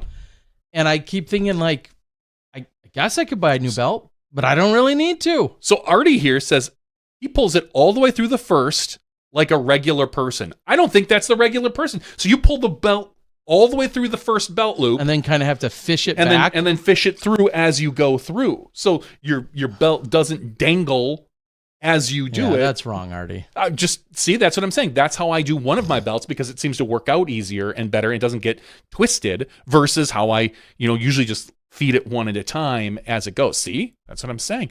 Artie knows what's up. I'm not saying he's right, but put the belt in before you put the pants on. Never.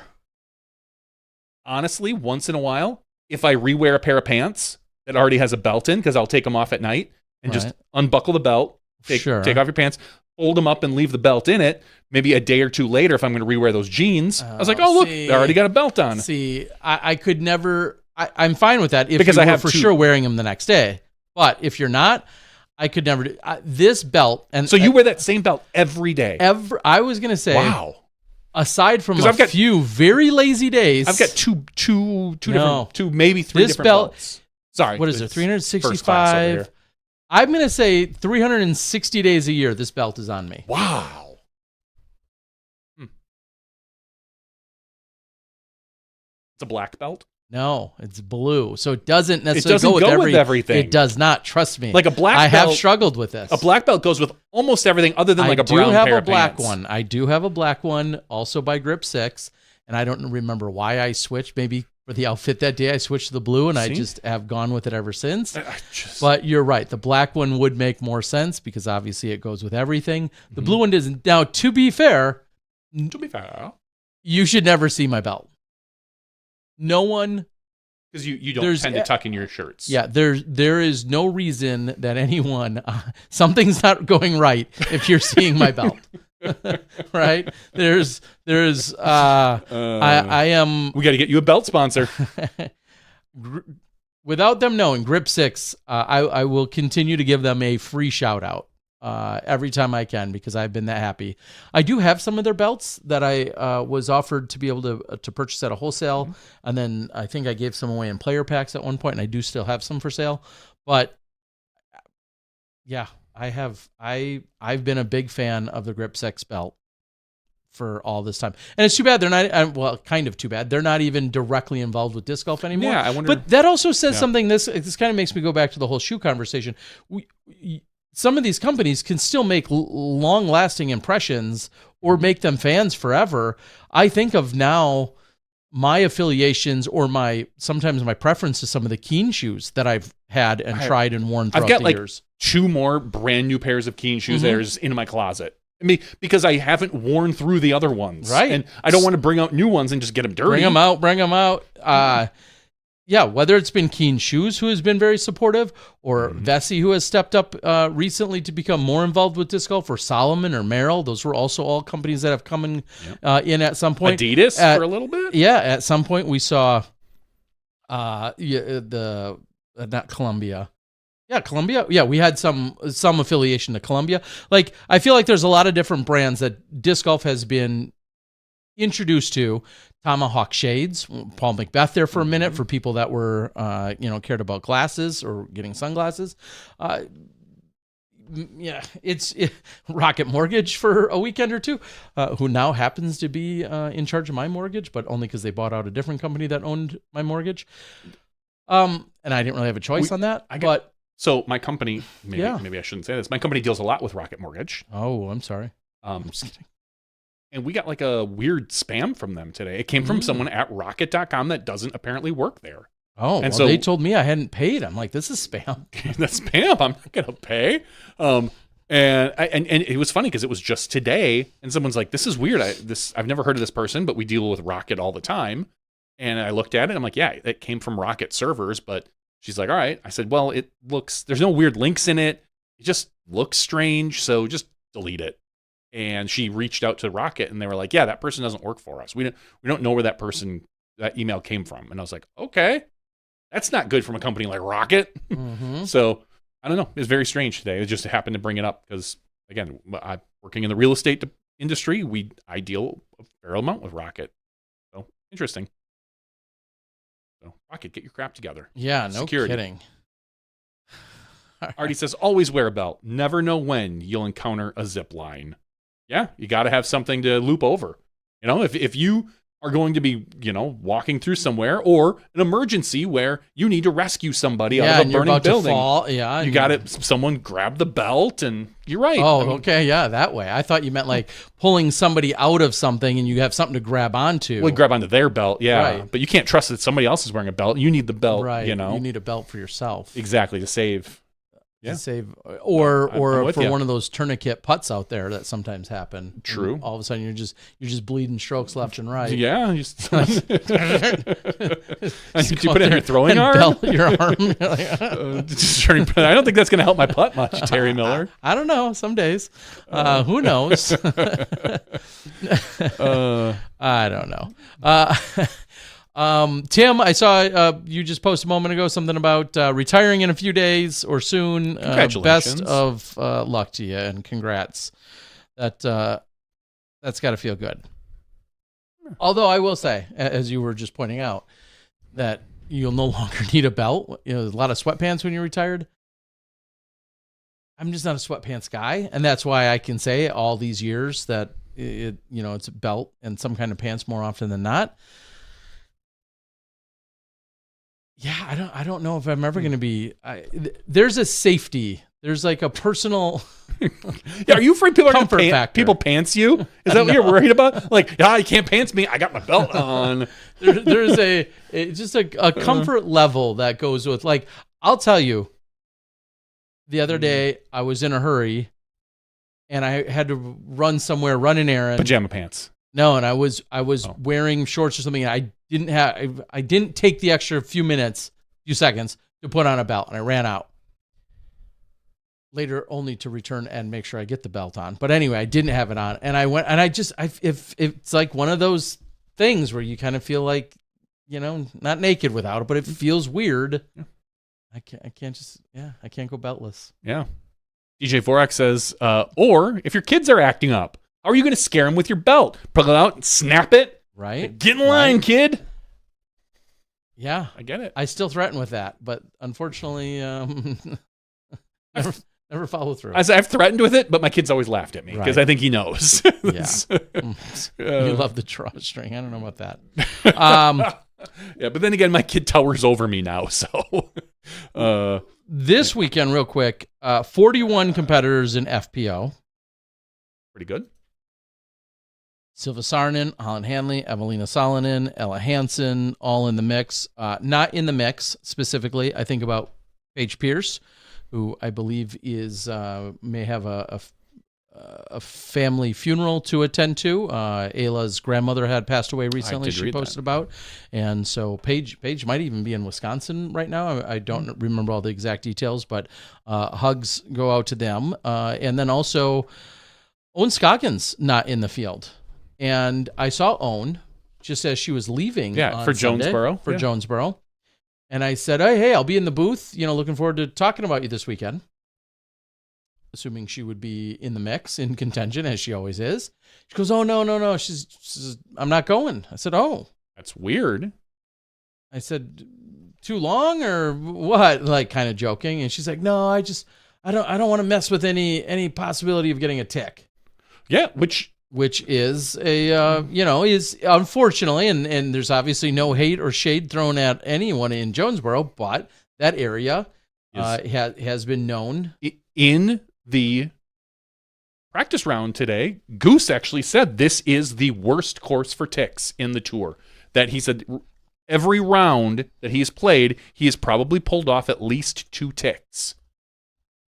Maybe just said multiple ticks, but like that is, and I think Parker Welk agreed, and because at one point they were like, one of them had a tick crawling on them, and they were like, flung it off or whatever. But I can, I guess, understand if this is a hotbed for tick activity, not wanting to have to deal with that. I could understand that. Just a quick Google search says ticks are highly active in Jonesboro and throughout Arkansas, particularly in wooded or grassy areas during warmer months. Common types include the black-legged deer tick and the brown dog tick, with the invasive Asian longhorned tick recently found in the region. So, of course, you can get them anywhere. I think I had one on me from being in Lynchburg this weekend. I'm going to show it to you a little later off camera. I hope but it's in all off of you now. yeah, it is now. But in all seriousness, just a preventative measure where she doesn't. That's something. And again, I don't fault anyone after a couple of long weeks. I know they had a week off before this last weekend, but if someone's going to either find an alternative event and or just take the weekend off, totally understandable. But looking forward to, I know they've made some cosmetic adjustments out at the course. I think there's 3 new tee pads that are going to be out there. And then I think they did more landscaping around the pond area. Oh my God, the pond looks gorgeous. Yeah. The wall that they put up, you can no longer will you be able to skip from the water onto any sort of land. There's at least a 1.5 to 2 foot wall all along those holes now. I'm not even going to randomly, I don't even know what the hole numbers are because they've switched everything around. But the course just looks good. Yeah, and then one other side note, we all know that they've kind of developed into this Party Hill area, a local brewery, whose name escapes me at the moment, but a local brewery did brew a beer, and it's called Party Hill Pilsner to help with the event out there. So I believe some of that will be offered and available out there this weekend. So pretty cool to see the community involvement. Brad and not only Westside, of course, but then seeing the local plate again and a number of other people jump on board and support the event the way that they do, I think is awesome. So do you think, and maybe you could ask Brad this at some point, or it's a good question, is Jonesboro, quote unquote, going to be back on the tour? Or are they shooting for an every other year kind of thing? And like, just, hey, guess what? Maybe, again, speculating, maybe they can't support the tour every single year. Yeah, just playing every other year makes more sense. I think that's probably a discussion to be determined still. I believe they would be interested in largely being on the tour regularly, but maybe they have an agreement of it's not necessarily every single year, or maybe they go to an every other year. It will probably have to do with where we are at what time of year and what fits into the schedule. I think that will have something to do with it. And to be fair, I think it might depend slightly on the turnout. The course is great. The players love it. It's great for spectating, but if we're not getting a huge spectator draw, do you keep going there anyway? Yeah. And I think that, or maybe there's a lower on-site spectator draw surely because of its location. But what if online viewership is just as good or better than any other event? Is that considered a win? From a popularity standpoint, you would think so. Yeah. If Jonesboro draws, we'll say just as many viewers as Des Moines, is that a win? Online? I think so. Yeah. If you're drawing as much as a major, I would think so. Des Moines not a major, but yeah. Or Des Moines. I thought you meant this. Okay, no, yeah. Sorry. So. Yeah. I don't know. Those clearly are all above our pay grade, those conversations, but it is an interesting question. I believe that Brad in the Jonesboro area would be happy to host every year is just kind of the impression that I get. But that may or may not be entirely up to the local team. So I don't know. Might be a rotational thing at some point. All right, Terry, patreon.com/SmashBoxxTV. That's how you can support our show. And we love you if you support the show. It helps us out immensely with a lot of different things. We're looking at doing a small studio upgrade. Hopefully, maybe and a generator. And a generator. We didn't need one, Terry. We got lights the whole time. We'll just wait till we do, and then. Well, yeah, I know. And then we'll see. Yeah. So hopefully we can get something like that taken care of and situated in the next couple months with a good studio upgrade. But patreon.com/SmashBoxxTV. That's how you support. There are 94 people eligible for our giveaway this week. Oh, gosh, why does it keep signing me out of my spreadsheet, Terry? 94 people eligible for our giveaway. I updated all. There we go. We're back in. Am I right? Yeah, 94. All right. Okay. So, there we go. There is our random.org. What number should I generate? 2 fins to win. 2 of them. 2 Finns to win. I like it. I like it a lot. So our very first Finn was Number 1. 1. Yes, they were. That was number 1. Silva. They were 1. Be number 2. Be number 2. Our second number we're generating Like is Antila's, 80. How can you attach 80 to Antila? that was That's actually that's his, how much he weighs. Gets small. 80 kilos. No, don't. I don't know. No, that's too much. Okay, I don't know kilos. Yeah, that's definitely too much for him. 80 stones. Yeah, 80 quid. I don't know. All right, person number 80. We've got. I forgot to bring him in to show him to you guys today. I have, and maybe I can do one again next week.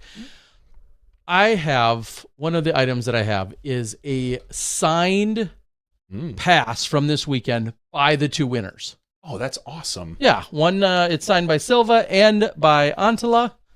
Silva Sarnin and I feel like you should bring that overseas and get rid of sell that at a higher bid. Ooh, that would be a good idea. Okay, maybe you won't get one of those. Maybe you'll get a cookie. No, with a tick. Oh, jeez. That's kind of weird, but okay. I don't know. Just think of it as a raisin or a chocolate chip. I don't know. No, we'll get you something, but I do love the idea. I've got something cool for you to get, and it could be one of these passes here. Well, the winner this week is 2 Chains. 2 Chains 108002. Love it. Sneezers. Sorry about that. All right, Zach is our man. So thank you so much, Zach.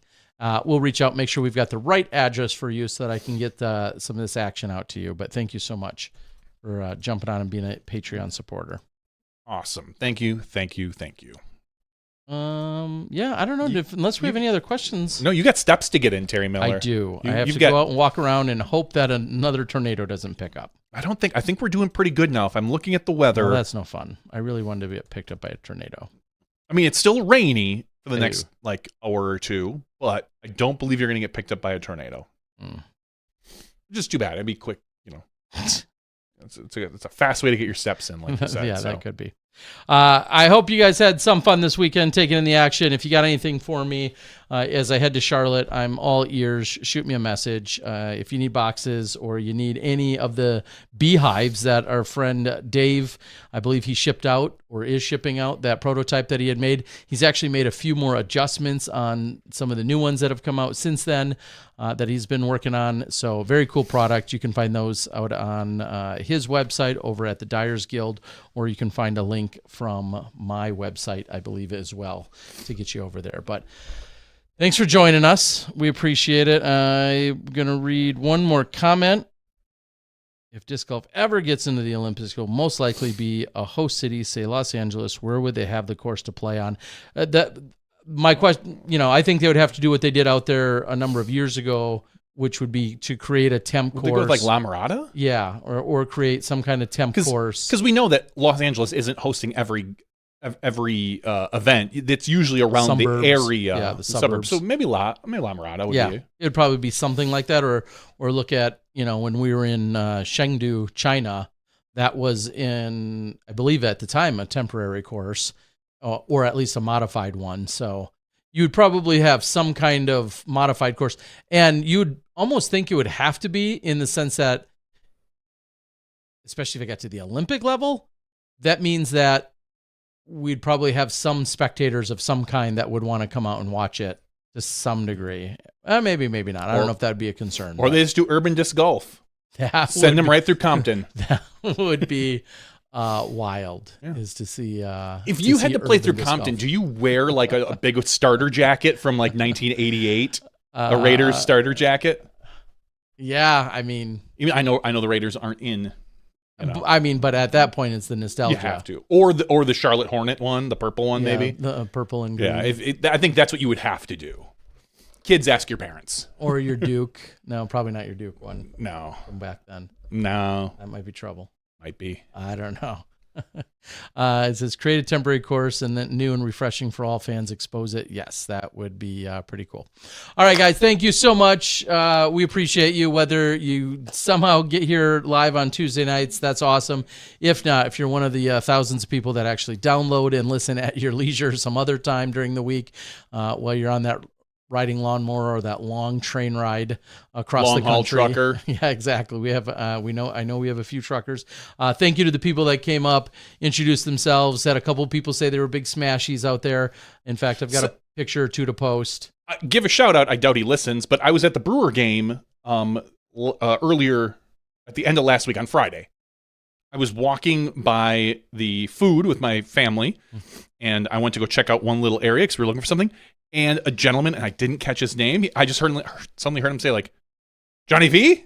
And I spun around. The guy was almost as tall as me. And I was like, yeah? He's like, oh, I used to watch your stuff all the time. Used to be a key and I was like, still every Tuesday night, 8 p.m., me and Terry there. He's like, oh, that's awesome, And then he went his way and I went my way. It was literally like a 12-second conversation. Kind of shook his hand real quick and I was like, oh, thanks. But thanks. If you're listening, sorry I didn't catch your name, but thanks for watching. He's busy washing his hair right now. I don't know. He's got a hot date. He's got other places to be. I don't blame him. You're welcome for taking your questions, Bill. We appreciate you. Coming in since 1993, PDJ 7378. Jumping in right after Steve Held, our good buddy, who's 7257. So awesome. Thanks, Bill. All right, guys. Thanks for joining us tonight. That's SmashBoxx TV podcast 603's after show. Next week, I think we'll probably be back in the swing. We'll probably even have a Jonesboro Open champion join us one way or another. Looking forward tick-free, to hopefully. It. Get that tick check. All right, I had to think about it. We'll see you next week when you step inside the SmashBoxx.